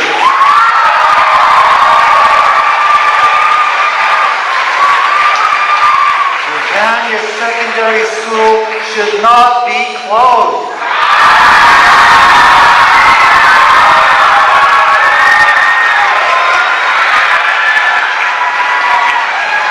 Britannia Secondary School is a model school in all of North America.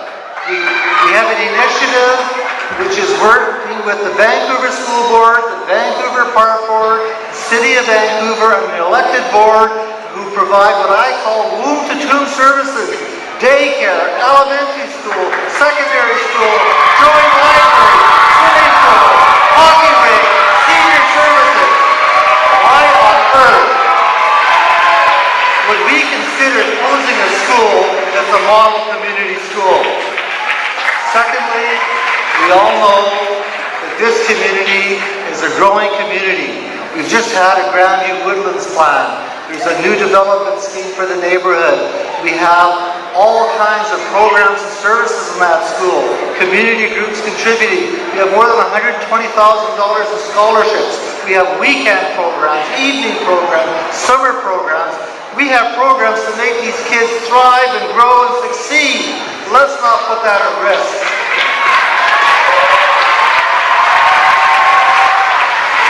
And I have to say, in full disclosure, I will not be supporting this, but I am a graduate of Britannia High and proud of it.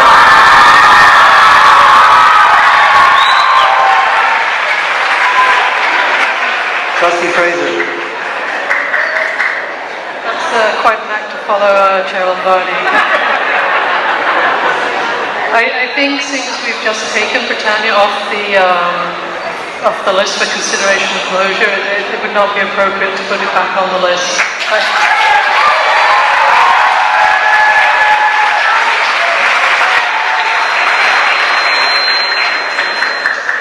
I do acknowledge that we have a challenge moving forward to get Templeton upgraded, but I don't think this is the way to deal with it. Thank you, Trustee Fraser. Trustee Mackin.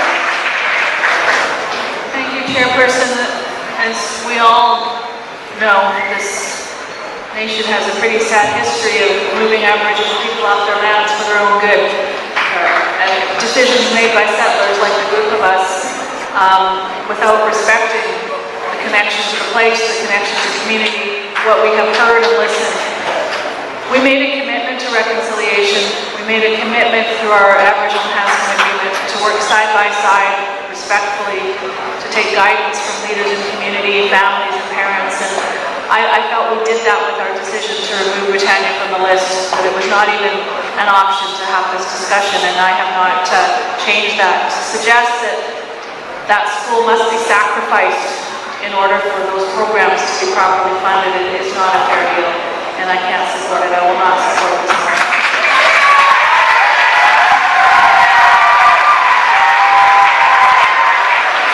Trustee Richardson. Thank you, Mr. Chair.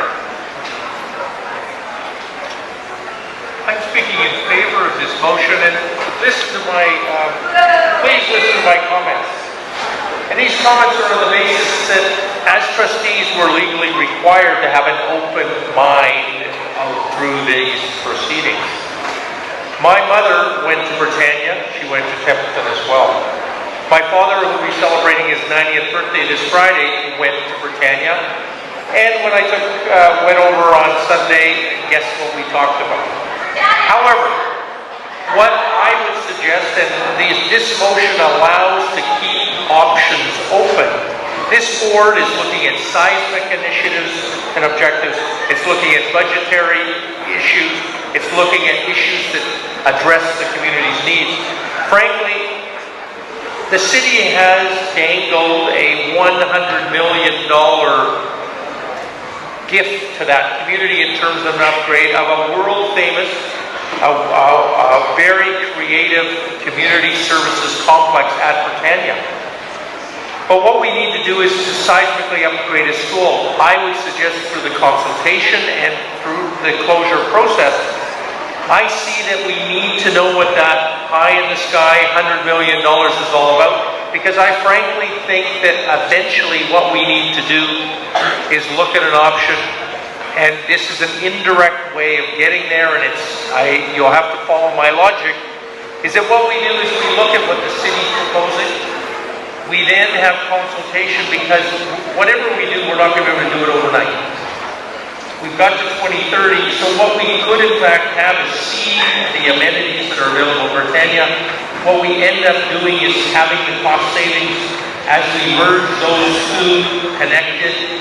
Templeton was a junior school. Britannia was always a senior secondary. Those communities are very closely linked. And in fact, what we may end up doing is look at what is back in Britannia in terms of the amenities and saying that the joint Templeton-Britannia communities come back to Britannia into a right-sizedly upgraded and rebuilt school.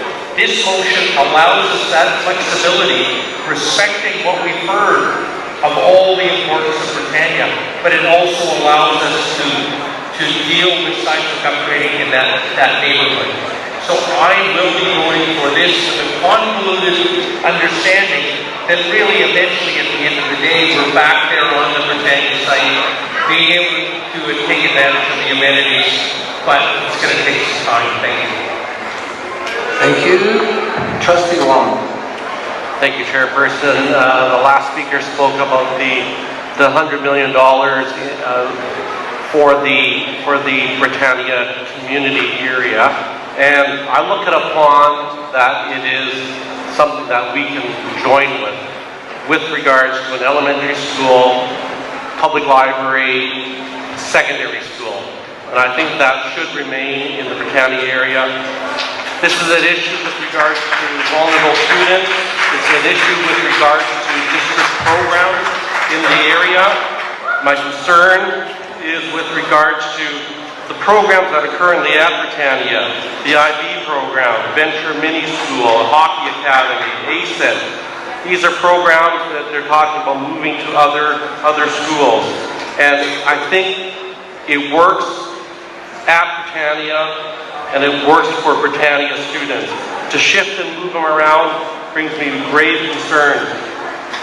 Moving social development and the learning support to Point Grey Templeton Point Grey in particular is too far away. Leaving street front and outreach by themselves without the secondary school is a grave concern. Prior to the Committee 2-3 meeting, many stakeholder groups at the Committee 2-3 spoke about the vulnerable students and the importance of Britannia Secondary, and I think that is one of a number of reasons why my personal view is that it should be removed rather than wait and put it through to the December 12th decision. Particularly with regards to the Metro Vancouver Aboriginal Executive Council, their presentation at the Venables meeting and in a letter addressed to the board, a number of issues, a number of concerns, and brings me concerns with regards to having this move forward. With respect to the motion itself, the concern is the $1 million biannually reviewed, and that is a grave concern. Biannually reviewed, I've seen so many programs due to underfunding of public education. I think that this would be one where people would look at, or the government would look at, why are we funding that? And so, unless there's guarantees of many, many other things aside from this recommendation itself, I would suggest that we leave Britannia Secondary earlier than later and not to have that in the consultation process.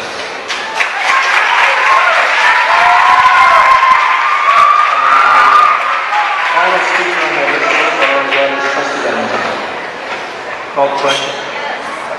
We are ready for the question as you are the last speaker. So the question on Trustee Robertson's motion, I don't think I need to read this fairly long. I think people all know what it is. So we'll be voting on that particular motion. All those in favor of the motion?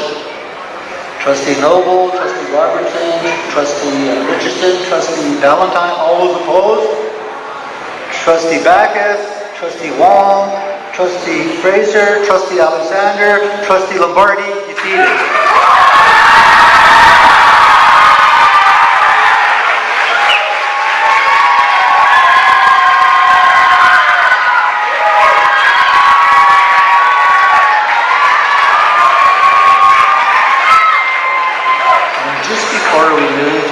Final recommendation on this list. Just a reminder that there is a question period at 9 o'clock and that there are green slips for those of you who would like to have a question, and if you can take it over to the recording area, we will then consider the questions and provide answers for you during question period. And with that, we'll move to the last recommendation of this committee report. Trustee Wong. Chairperson, final recommendation tonight, move that Gladstone Secondary be considered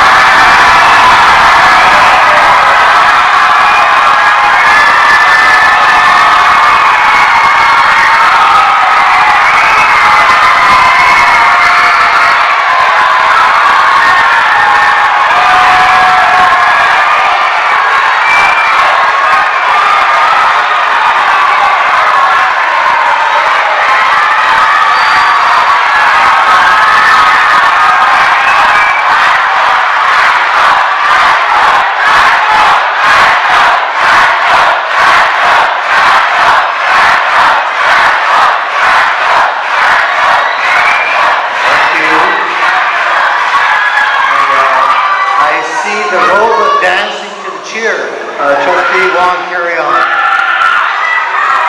Thank you, Chairperson. Move that Gladstone Secondary be considered foreclosure and proceed to public consultation as outlined in Board Policy Regulation FLR School Closure. Seconder, please. Trustee Robertson and Trustee Wong to open. Thank you, Chairperson. As referenced earlier, with regards to the larger picture, I think it pertains particularly to Gladstone. Order, please. It's important for us to hear the debate. Thank you. Trustee Long. A number of emails, particularly with regards to Gladstone in my view, is with regards to, and these are coming motions or discussions this evening or in the next couple of months, with regards to in-catchment numbers and how it applies or affects the current list. Now, in the introduction of the package, as stated earlier, such a challenging decision requires clear information, full understanding of the rationale, informed discussion, public consultation, and transparent decision-making. If there is something missing, we need to bring that up now. And I think what is missing, in my view, is the in-catchment numbers and the 95% capacity utilization as referenced by the minister. So, this one I've been, as all trustees, as well as the other ones, as I was coming to the board meeting tonight, coming past Victoria and Kingsway, I saw the crowd here coming down, marching towards the Tupper School. And I understand their passion for Gladstone. It is my liaison.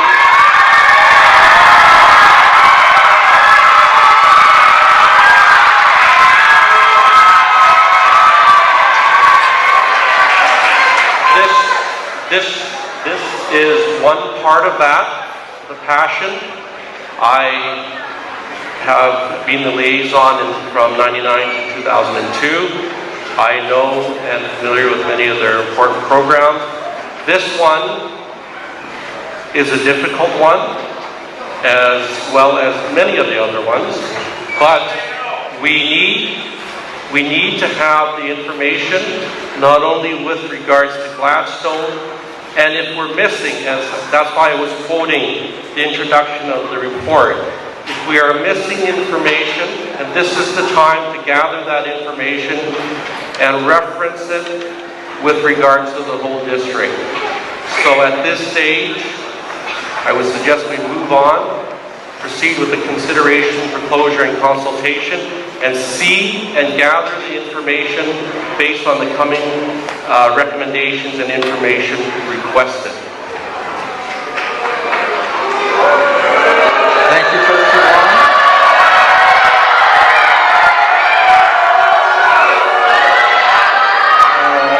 Order, please. Next, we have Student Trustee Pute. Chairperson. With all due respect, we cannot put forward the school for consideration even of the closure in the eyes of the students. You see the support we have here today. You see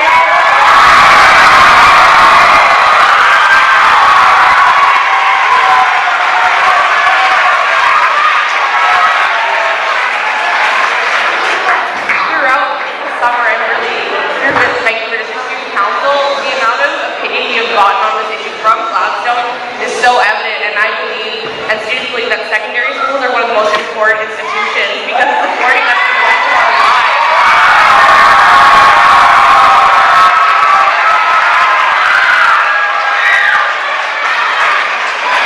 While we can discuss the importance of the consultation, we can clearly see the public's views on the matter as well as the students. They've really shown their support and taken time out of their days with almost everybody here today to show their support and the love they have for their school and their community. I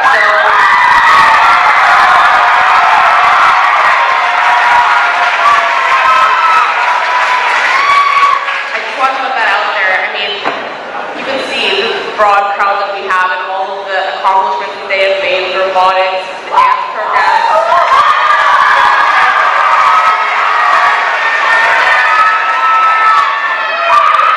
I think it's important that we start listening to the students, especially for the show tonight. What it is.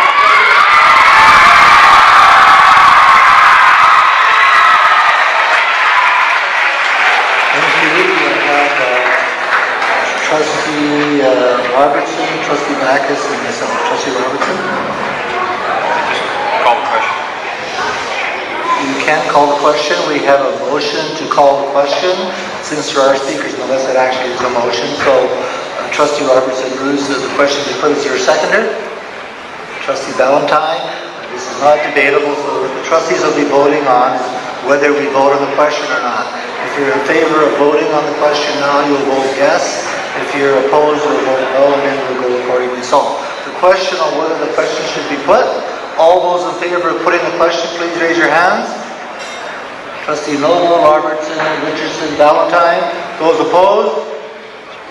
Backus, Wong, Alexander, Fraser, Lombardi. The motion is defeated. The debate will continue. Would you like to speak, Trustee Robertson?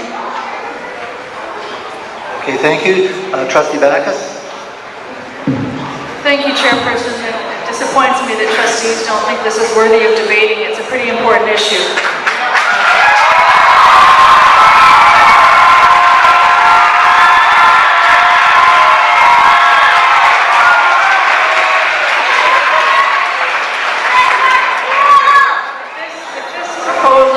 Go ahead and be voted on in December. It would be the largest high school ever proposed.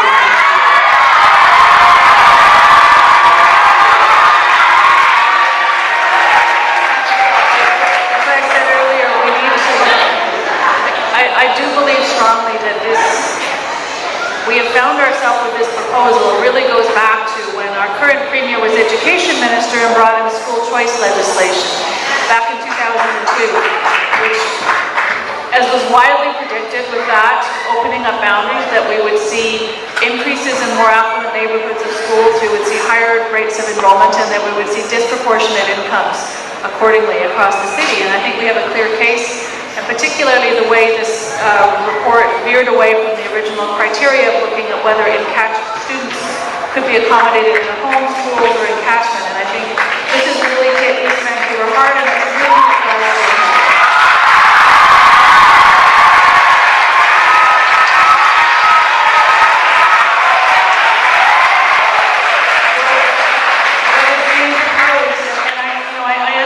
rationale. I understand the pressure. Goodness knows I've been here long enough. But again, this proposal was put forward at a time when we had the 95% pressure. It's really the fundamental pressure behind this report. That is no longer there. We had a report that I don't think took a careful enough look at other schools across the city, not to suggest closing them, but to suggest looking at creative use of swing space. As I mentioned before, we're doing it in elementary schools. I know it's more complicated at secondary, but there are ways to accommodate schools in swing space using existing surplus space, but allowing schools to operate with their attached population without displacing any current students. I do think there's a better path forward that doesn't ask one school with an incredible history, incredible program.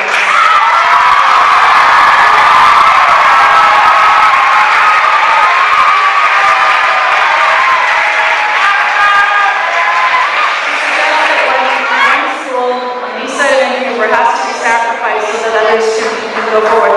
Again, I don't think that's a trade-off that Vancouver has to accept. I think we can do better.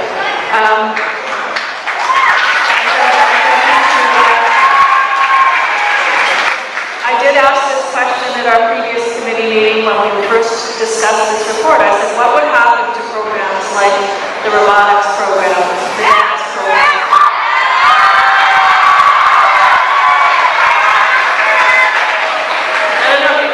He's making the robot do amazing stuff up here.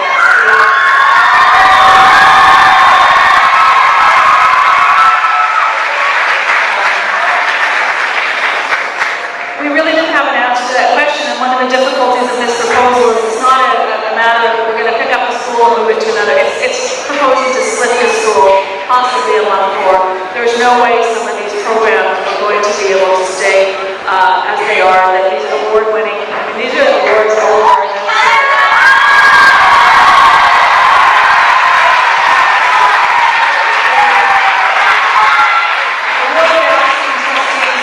After we get through these motions, to support the motion that I'm bringing forward as a matter of rising, asking for a revised set of proposals that will weigh those factors, that will look at in-catchment numbers where there could be space for swing space, potentially other parts of the city to address that need and to look at taking away the 95% filter and having a greater look. I'm not saying it's going to solve this, and I can't promise it, but I do think, I don't feel we've given it that full. I feel it was unfairly affected by the effect of that change to the legislation on school choice and the fact that we didn't adhere to the original criteria on a catchment analysis. So, well, I think we have to continue this conversation, and I'm sorry, I think we do need to look at, and I hope you'll support my motion that's coming up, asking for a whole fresh look at how we came about these numbers. Thank you.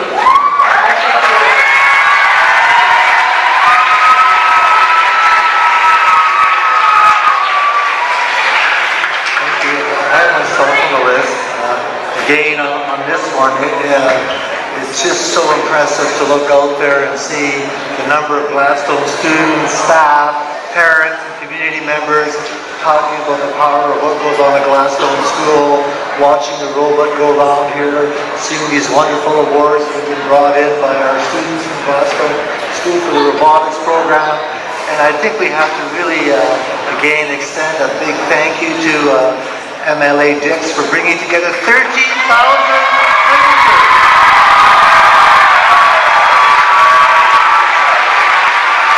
On the petition, and this weekend we received 466 individual letters written by students from Gladstone.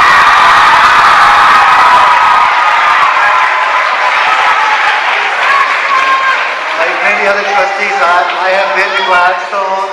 I went to the robotics lab, observed what was going on there, seeing the great combination of boys and girls participating in the program, the fabulous dance program.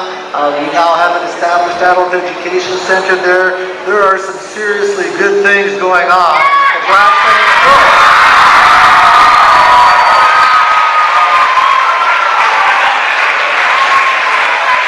However, I believe that we need to carry on this conversation about how good Gladstone is and what it can be by having a consultation process, and I'll tell you why. I think that consultation process will allow us to review in detail information we're going to be getting from the city about developments, new developments, occupancy permits, and new initiatives in that area. It will also let us look at some right-sizing options and put more pressure on the government to change your policy on calculating operating capacity and providing portables during seismic upgrades. It will also give us an opportunity to think about what we can hear from the Cedar Cottage community, who's also given us lots of information and feedback already. So I want to carry on the dialogue. I want to hear more stories from the community, and more importantly, I want these stories to have an impact on the provincial government. An election is coming in May. It's important that your voices are loud and clear over the next couple of months about why Gladstone is such a great school. Thank you.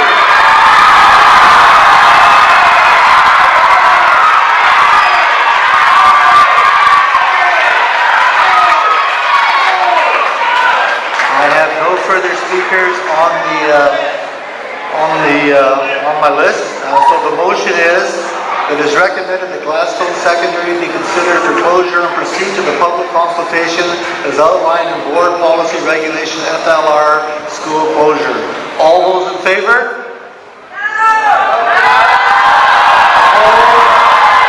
Carried unanimously.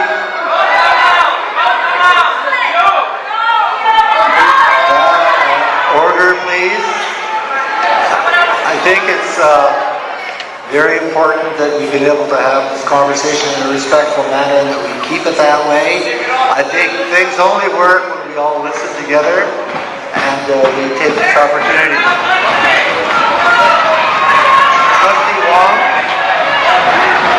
Trustee Wong, I believe that concludes this report. I would ask for order, please. Order, please. Thank you very much.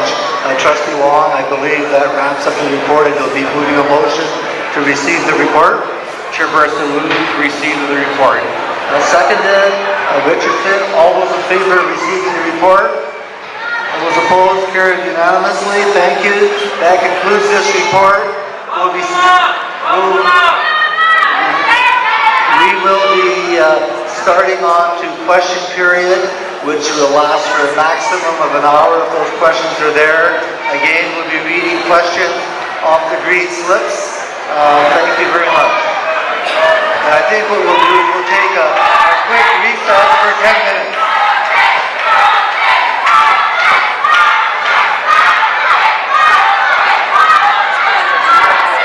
We will return at 9:15 for question period. I love it.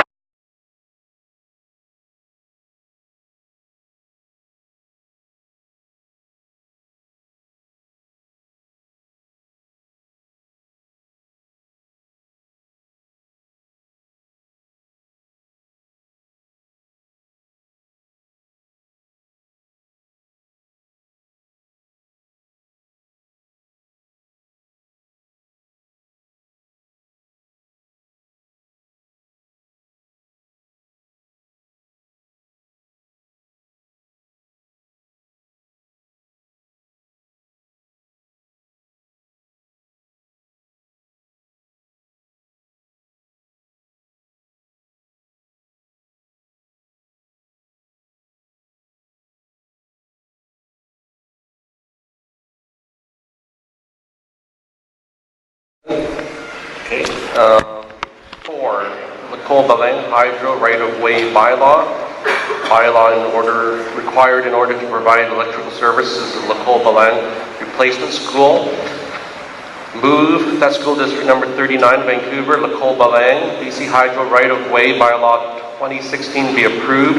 And further, move that school district number 39, Vancouver, Nicole Beleng, BC Hydro Right-of-Way Bylaw 2016 be given all 3 readings of the board meeting on 26 September 26.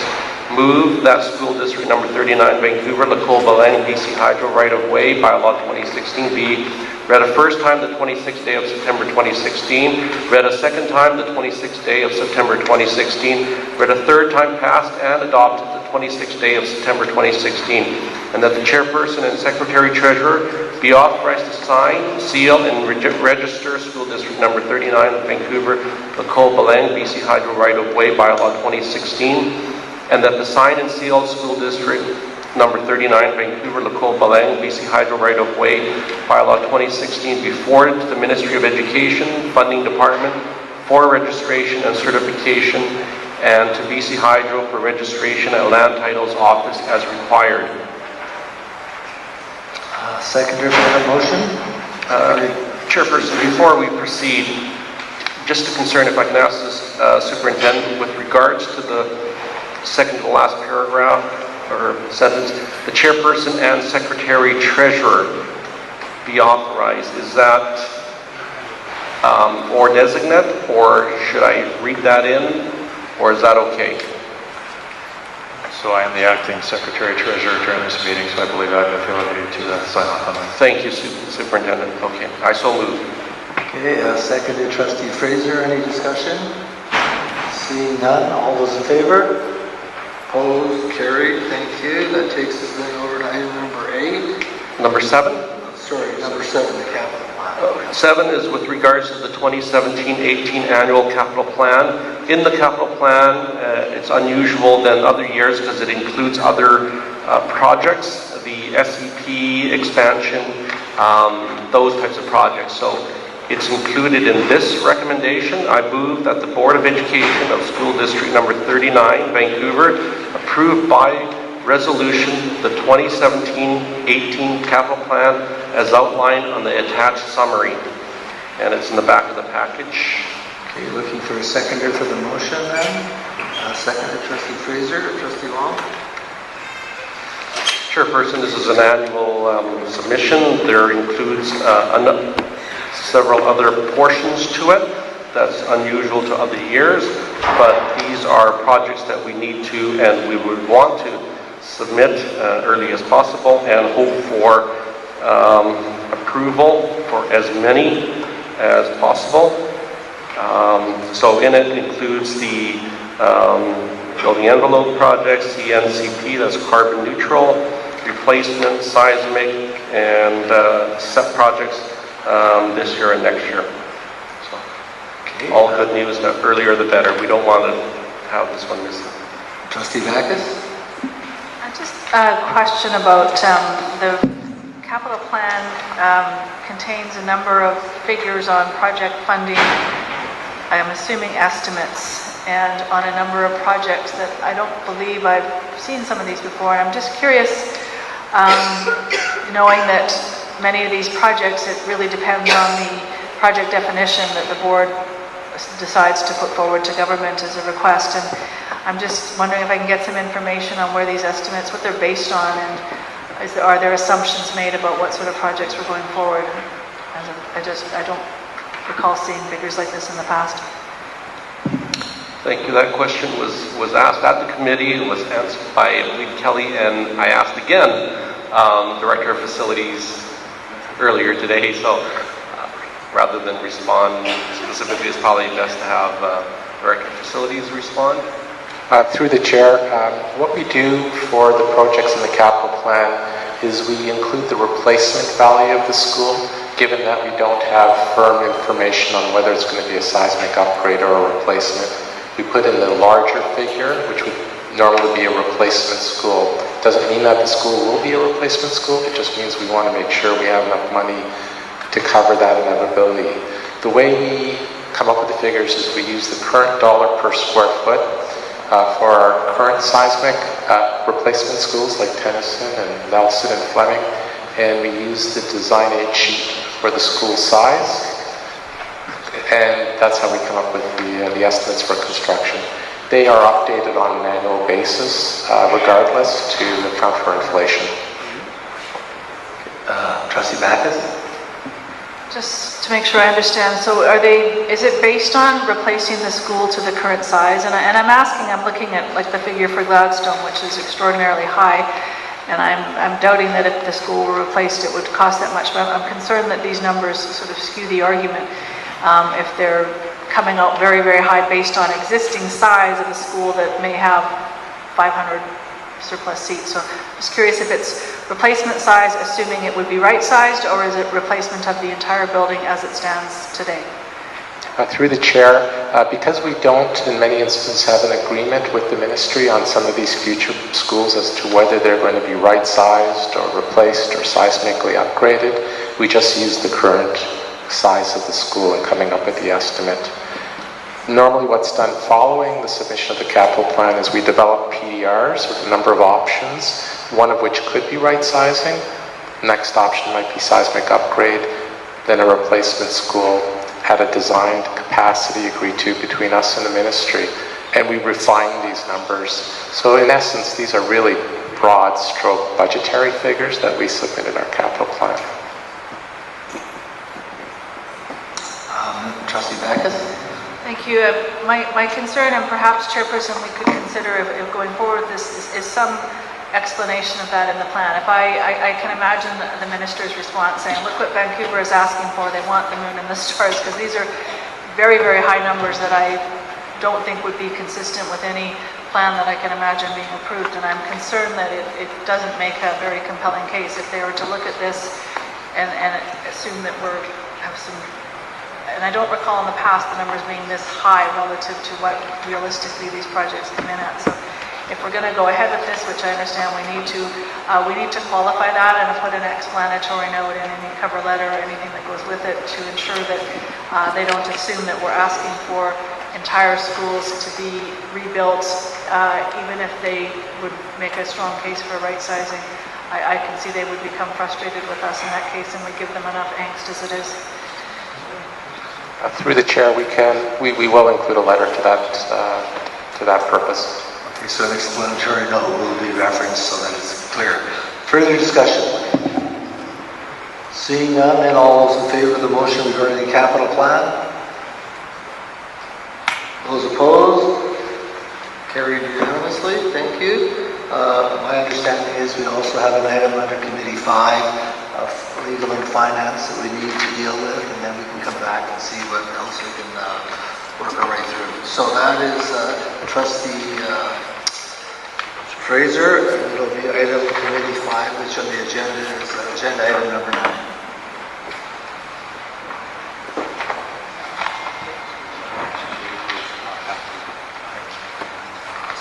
Report dated September 21st. I believe it's on item number 2. Number 9 was a little confusing. This item is the 2015-2016 audited financial statements. Lisa Landry presented these statements and reviewed in particular the statement of financial position, statement of operations, operating fund surplus and capital funds. And the following items were noted. The accumulated surplus, 117.8 million, is mainly comprised of funds invested in capital assets. So that's buildings, external commitments, donated funds for school programs and distributed learning funding for courses in progress, restricted funds by board resolution, and unfunded accrued employee future benefits. The unrestricted operating surplus amount is nil. The results for the year ended June 30th, 2016 is a deficit of minus $30,000. Funds in the local capital reserve, 2.98 million, are already committed by the board to a number of projects underway, the largest of which is the International Village project. Funds in the Ministry of Education restricted capital account, 2.5 million, are already committed to the International Village School and Kitsilano Secondary School projects. R. Jones, C. Thomas, and C. Lawson from the Office of the Auditor General presented the Office of Auditor General's report on their financial statement audit for the year ending June 30th, 2016. And what that means is the Auditor General of BC was our financial auditor for this year. The report noted that it is in the OAG's opinion that the financial statements represent fairly the financial position of the district, with the exception of the area of deferred revenue where the Treasury Board standards differ from Canadian public sector accounting standards. In this area, the district is required to follow the accounting policy prescribed by the Province of British Columbia Treasury Board Regulation 198-2011. The OAG report included the following items: executive summary, audit matters, summary of audit differences, other matters, appendices, draft independent auditor's report, letter of independence, summary of audit differences, unadjusted misstatements, summary of audit differences, adjusted misstatements, management representation letter, and the management letter. It is recommended that the 2015-2016 financial statements to the Board of Education of School District Number 39, Vancouver, be approved as presented. Seconder to that motion, please. Seconded Trustee Alexander. Anything to add to that, Trustee Fraser?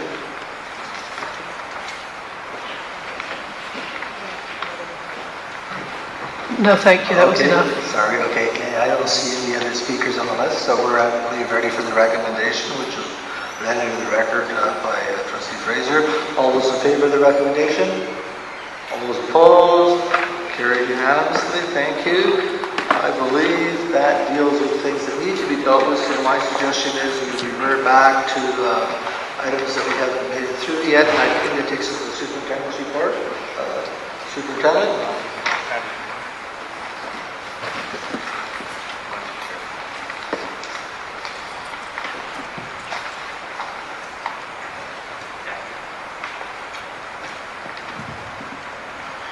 So, Chairperson, there's a number of items that we thought it would be useful to share with the public this evening. This first is a scheduling and enrollment update from Associate Superintendent Pierce.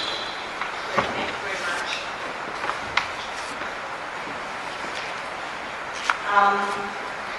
You may be aware that the staff has worked very hard in the last 2 weeks to make sure we have kids in class. And we're pleased to report that our numbers are looking quite positive. We are 29 kids below the preliminary budget figure of 48,969. We have come in as of today at 48,940. That is pretty good. We are waiting for further results, especially at the secondary level. We need to confirm some of our students have full timetables and are in class. A couple of alternate programs that our Principal of Alternate Education is checking out. So at this time, that is our preliminary results. We'll come in at the next board meeting or committee, one meeting actually, I believe, with a more formal report. I want to thank our employee services team and our school-based principals and vice principals for their continual work in this area in getting kids into classes and building timetables in a really tight time, especially at the secondary level. It has not been without its challenges. So that's my report around enrollment. Yeah, thank you. Question, Trustee Noble? Thank you very much for that, and I'd like to thank our staff for their hard work on getting to that. So, just to be clear, are you saying that the enrollment projections have come in at 29 less than we projected? Less than we projected through our budget process, yes. So, and what process did we use to be able to get to that accurate a prediction?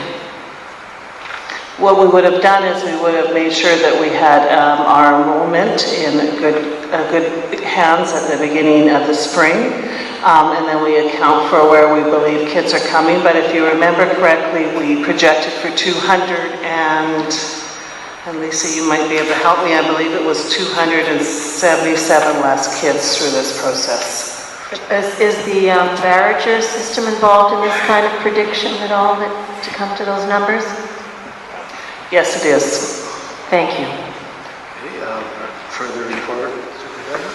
Thank you. I would ask Associate Superintendent Doucette to comment on secondary class sizes at this time. Thank you, everybody. Through the chair, as of 9 a.m. this morning, we've dropped 25% over the weekend as far as class sizes over 30. We're now sitting at 161 classes over 30. I think we're on track by having a lot fewer by Friday with our deadline. We've added some resources around this by making sure that my staff members were sent out to help some of the larger high schools that had some issues that had to be dealt with.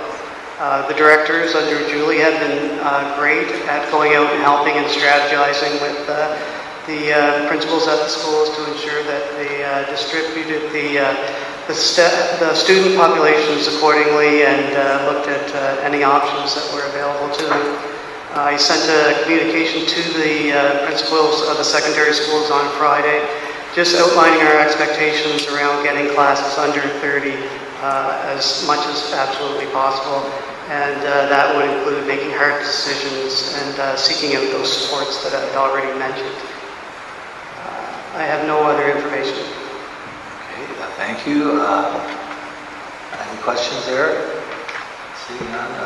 And the report is based on September 30th, which is where we're heading towards, which is the 1701, I take it. Okay, Superintendent? So two more items, Chairperson. The first is just I thought I would do a brief update on the special advisor. I think most people are aware by now that the special advisor's report is due to the Minister of Education on September 30th, so the end of this week. There were three primary areas of investigation that the special advisor set out from the beginning.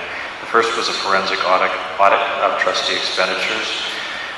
Preliminary findings that are being communicated to staff would indicate that there is nothing significant of any problem within that area. One area they're checking closely into is cell phones, but we believe that we as a district are reporting appropriately in that area. Second area was around operations and governance. The special advisor was interested in the area of trustee independence in terms of decision making, board skills and knowledge, both as a board as a whole and as individuals, and then a performance framework which would be designed to measure the performance of myself, the superintendent, and also the performance of the board of the district, likely through the performance measurement and the strategic plan. The third area was the budget review. They I would say collected copious amounts of information around how staff developed the 2016-17 budget proposals. Ultimately, they felt that the process had been appropriate. They are also looking at the recommendations from the 2015 EY report, and I think what we'll see is a recommendation to continue to implement the recommendations from last year that the board agreed to, perhaps a recommendation to accelerate some of those recommendations, and then finally a recommendation the board may wish to reconsider some of the recommendations which it did not concur with last year. And as I said, the draft will be going to the minister this week. Okay, thank you. Questions, Trustee Noble? Trustee Robertson? Do we know what form the report's going to come in and whether it will come publicly first or if we'll get anything in writing in advance? And what is the timeline on that, please? So the board has made a request that you be given a briefing on the report. We have not had a response back from the special advisor or the minister's office with respect to that request at this time. Last year's report was a fairly comprehensive set of information. Each section gave background information and then contained a set of recommendations for the board's consideration. I would suspect that it will be something similar this year. And it is supposed to be submitted to the minister by September the 30th. Trustee Robertson? I think Trustee Noble has a question. I guess it was just following up on, we had requested a personal meeting or personal briefing, and I guess I take it that we've either had, have we had a response no, or we've just we've not had any indication of a response. Proverbial silence.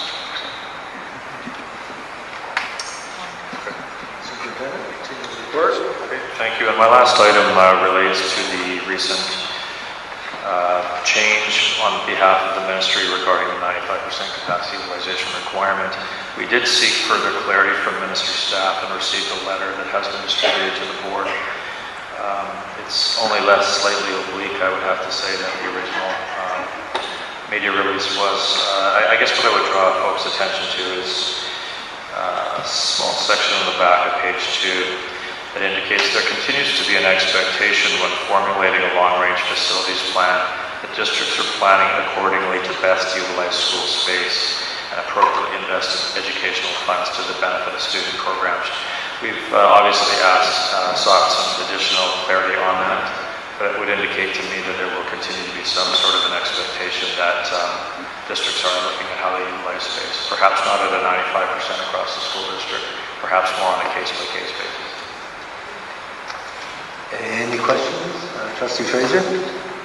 Thank you. Is it possible to get that letter posted on our website? Because I've had several questions about whether there was clarification, and I think it's better just to have it out there so people can see it for themselves. I don't have to try and explain what the clarification means. Sure, absolutely, Chairperson. We can get that posted as soon as possible. Thank you. Trustee Robertson? Thank you, Chair. I think, if I recall correctly, Trustee Wong made from this, the Committee 2 meeting, we raised the issue because it was sort of an emergent issue at the time about getting some clarification on this, and I guess one, was there any progress on it, or is this the letter? Is this letter the clarification? I guess, and that was your reference to the slightly more oblique or something. That is correct. This is the response that staff got when we requested further clarification to the original news release.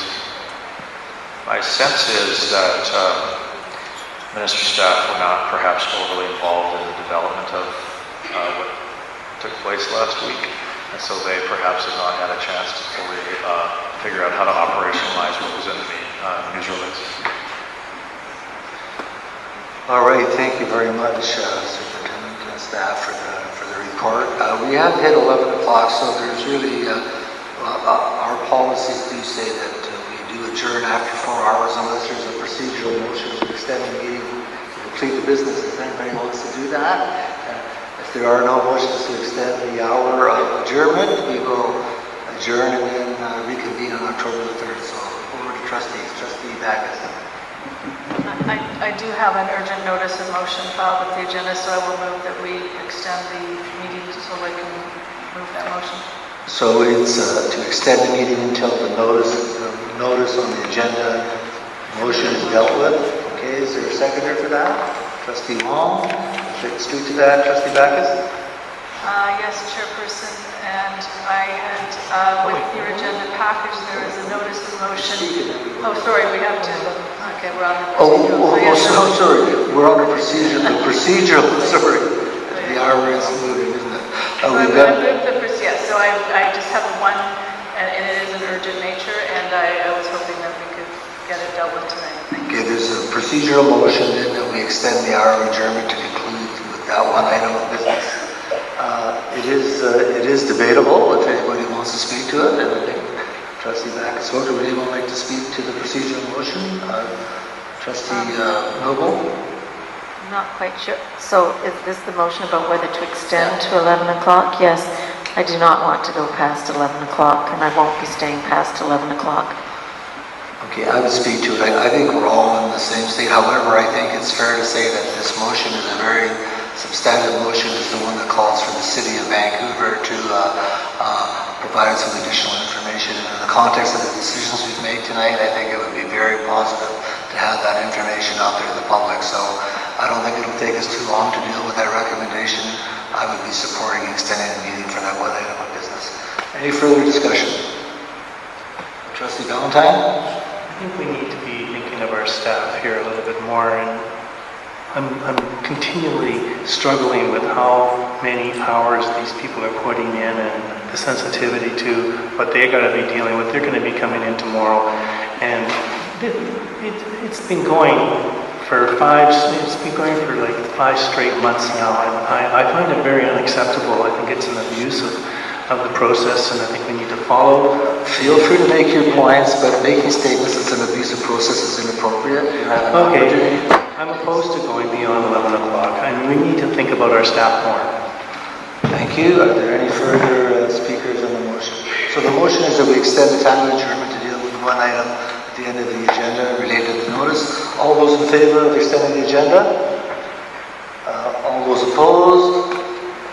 It's carried 5-4 with Lombardi, Fraser, Alexander, Wong, and Backus in favor. Noble, Robertson, Richardson, Valentine opposed. Carried. So let's proceed to that item. Trustee Backus, it's in the package. It's the final item on the agenda. Thank you, Chairperson. Trustee Backus? My motion is that the board direct the chairperson to write a letter to Mayor Gregor Robertson thanking him and City Council for the unanimous support of Councillor Reimer's motion entitled Standing Up for Vancouver's Neighbourhood Schools. And I have put a link for that. That was the calling for the removal of the 95%, which happened the next day. And that in that letter, the chairperson requests the mayor ask city staff to do an analysis of the enrollment projections and closure proposals contained in the VBE administrative report, schools considered for potential closure September 2016. Okay, that's the motion and seconder for that. Trustee Alexander, Trustee Backus, will you speak to it? Again, this is allows us to ensure that city staff, by bringing it as an urgent motion, that they have adequate time to complete an analysis prior to our next steps in our decision-making regarding potential closures. And the purpose of the analysis is to ensure that our projections align with the city's community and development plans, as this is a concern that has been raised by many members of the public and members of City Council. And a number of members of City Council have indicated they would be supportive of the city assisting us in ensuring that our plans are aligned, and they would do everything they could to make sure this could be completed by the city. Thank you. Speakers, Trustee Valentine. Just a point of order. This has two ideas in the motion. There's one part of the motion is talking about thanking the mayor, and then the other part of the motion is requesting information, and I don't think that's by the Robert Rules of Order. You need to split this into two motions. We'll deal with them seriatim. It is up to the meeting, but I'll just rule in order to move along that we do seriatim. So we're dealing with the first part of the motion. Is there anybody else speaking? First of all, the seconder of that, I believe we had Trustee Alexander. We're speaking on I made it A and B. Anybody else speaking on A? Sorry, Trustee Fraser. Just very briefly, I appreciate Council's support for neighbourhood schools in Vancouver. Okay, I see no further speakers on that. All those in favor of motion A? Lombardi, Fraser, Alexander, Wong, Backus, all those opposed? Robertson, Valentine, Richardson, the motion is carried. Item B, anybody wish to speak to that one there in terms of the plan? Trustee Fraser?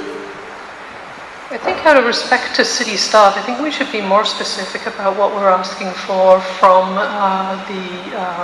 city staff. My sense is what we're looking for is for the proposed consolidated catchment areas. We would like to know the development applications that are, I'm not sure if I've got quite the right terms, but are, like the concrete development information they have, as well as the projections into the future, and the population numbers around those projections. Is that what is contemplated? Trustee Backus? What was indicated to me is they had concerns that we were going in one direction where the city is going in a different direction in its community planning, and that they would be interested in doing an analysis on our enrollment projections and the proposals and how they align with what the city is doing, which is what I believe I've said in the motion. Thank you. I've got myself and then, is that it, Trustee Fraser? I'll go after you. I've got myself and then Trustee Valentine. And Trustee Richardson.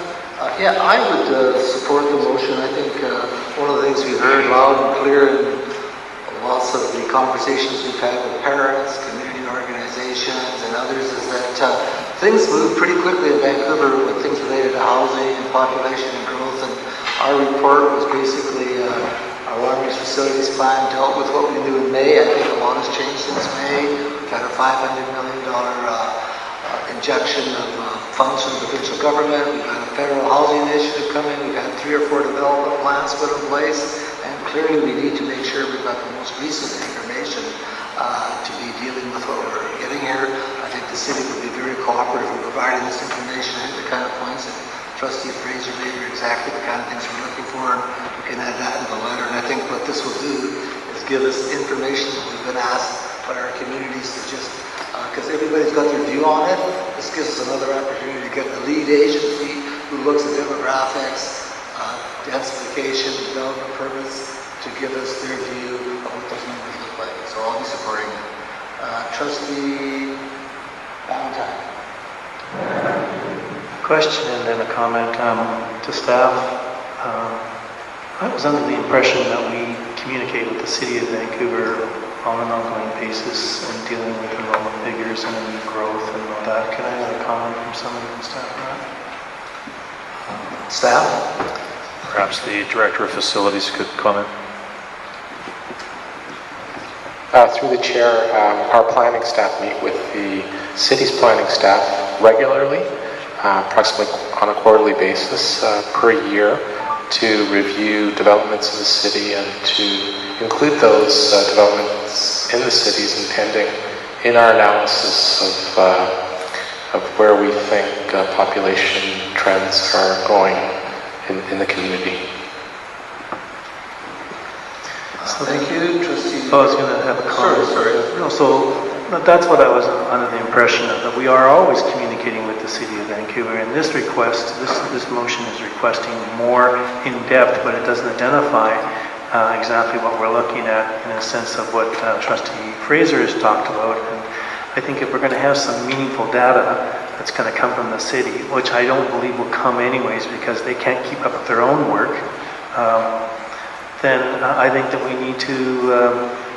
need to specify that. We can't just have an open-ended kind of motion that we get information and then we have to filter that information down when we already have a really good sense of what we're doing anyways through the regular meetings that we meet with the City of Vancouver with all the time. So I think this is redundant and I'm not going to support it. Thank you. Trustee Richardson? Mr. Chair, I'm concerned that we're asking another agency that really has in the past had no involvement in enrollment projections to review or create enrollment projections. I'm concerned the optics of this in that our staff are already at the present time meeting regularly with city staff, and that has been confirmed. Those conversations are for the purpose of identifying those trends and policies and specific developments that will in fact potentially impact on our Beauregard projections. I think this motion, a motion that would indicate our desire that in these particular times, that maybe the frequency of those meetings is more appropriate or whatever, but I would think that that's an administrative item that our staff are dealing with. It's almost, the suggestion is that our staff have not been taking those that information into account. Unless, and I'd be interested in any comment to suggest that, is city staff basically saying we're withholding information, but if we deal with it, we'll be able to have more fulsome projections. This is a very strange motion in the sense that it suggests that our staff aren't doing what we think they're doing. Thank you. So maybe the superintendent has a comment in terms of what further information that they would have access to if this motion is passed that our staff would not normally have as part of a process of consultation that we're already taking part in. Superintendent? Certainly the more specific motion is, the easier it is for staff to follow up. So if there are some specific items that would be included in this, we'd be pleased to hear that. Thank you. Trustee Alexander? I think over the course of the evening we've heard several people rather, speak to the fact that our projections are out and we haven't done due diligence on that. We probably know that our staff has. I don't see a downside to this. You're assuming that they're going to come up with different numbers. They may in fact just be confirmatory. which just allows for the case to be made. I think that there are enough people that have been questioning it, that to have a second opinion is not a bad deal, and it's not costing us any money. And that is important. Thank you, Trustee Alexander. I've got Trustee Fraser, myself, and Trustee Valentine. Trustee Fraser? Thank you. I appreciate that city staff work with our staff on this and meet regularly, and I'm confident that all this information from the city has been contained in our report, and I'm happy to have an extra layer of confidence in city staff bringing forward information. But my concern is that we not ask city staff to repeat the actual work that our staff have done, but to focus on their expertise. So their expertise is in the development applications they receive and population projections. So I would not be comfortable supporting the motion that has enrollment projections and closure proposals. I don't think it's appropriate for city staff to engage in that work. The closure proposals decisions are for trustees, but I would welcome getting further information from the city on which we can make our decisions. So I can't support the motion as written, but if it was amended to provide more clarity around the information city staff would provide, then yes, I could consider support. Thank you. I've got myself on the list. I think an amendment might be useful. However, I think with what we've heard, that's what we would make reference to in a letter. We would be saying we are examining, what we're looking into. We've got information based on our best conversations that we've been having with staff in those meetings when they've been held. However, we do know there's been a lot of new development and a lot of new information which has come out over the last couple of months. And what we're just saying is, provide us that analysis and information, and hopefully it does confirm what we're having. But I think we owe it to our public who has questioned the validity of the projections, and I think we can do no harm by having the city to say, this is what the downtown east side plan looks like, this is what the Grandview Woodlands plan looks like, this is what the Joyce plan looks like, this is what the Collingwood plan looks like, and then that will confirm or help us fine-tune our projections. And I just think not to do this, I think is going to bring us the wrath of the community. Trustee Valentine. Our track record speaks for itself. We were 29 off out of 50,000. The Beauregard program that we're using, that the report is based on, is showing that we were 29 students off on projections. I mean, you can't do better than that, and it's, I think, absolutely embarrassing, and I'm appalled that some trustees here don't trust. I don't expect any different new numbers, Trustee Alexander. I just think that it's a hell of a lot more work for our staff to go back to get the same number that we're got right now. I'm not interested in putting more work on the table of our staff at this point in time after 10 months of work. 29 students is evidence in itself, and it goes back year after year. Our staff do an absolutely exemplary job in determining how much we're going to be, how many kids we're going to be having, and where and when and how. They do it all. They've done it. They're pros at it. This is redundant. Trustee Backus. Trustee Backus will get a chance to close. I saw a couple of other hands go up. Trustee Alexander, Trustee Fraser, and then I've got Trustee Backus to close. I just want to say that I think you misunderstood what I said, that I think that it could be confirmatory. I didn't say that it was going to be different, so I'm not sure how I'm challenging the status quo. Okay, thank you. Trustee Fraser?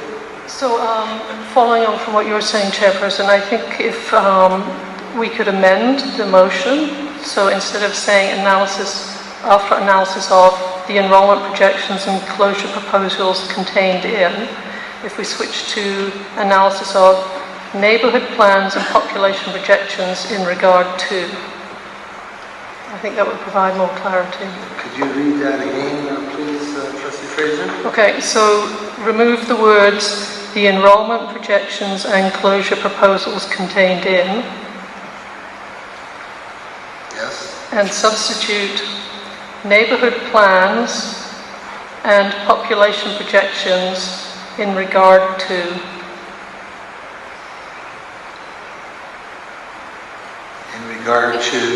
and then the VBE administrative report. Is there a seconder for that amendment, Trustee Backus? Trustee Fraser, you'd like to speak to it? I think it's respectful to city staff to provide clarity about what we're asking for. Thank you. Further, I've got Trustee Backus. I think it's fine. It's what I was getting toward, and it probably is clear, and I'm happy to support it. I appreciate it. Thank you. Any further debate on the amendment? Seeing none, all those in favor of the amendment? Backus, Wong, Alexander, Fraser, Lombardi. Those opposed? Valentine, Richardson, Robertson. The amendment carries. Back to the amended motion. I have on my list Trustee Backus to wrap it up. Thanks, and again, I want to, also stress that the City of Vancouver City Council has been quite supportive of this board. It's passed a couple of unanimous motions now. It's taking obviously a keener interest in what's happening in the school district, given what's at stake. I certainly don't want to convey that I'm second-guessing staff work. It's that the landscape is shifting so rapidly. Order, please, trustees. Don't interrupt me, Trustee Valentine. We have had letters from developers regarding developments going forward. We have had a $500 million affordable housing announcement from the Premier in the last couple of weeks that the city is working very hard to get projects lined up. Things are moving quickly, and we need to have all information. I think the more we have, the interest shown by council, their willingness to support the work of the board and ensure we have full information that we can look at it from all angles, I think can only improve our decision-making processes. It's just a request. If they can't take it on, they are free to decline it.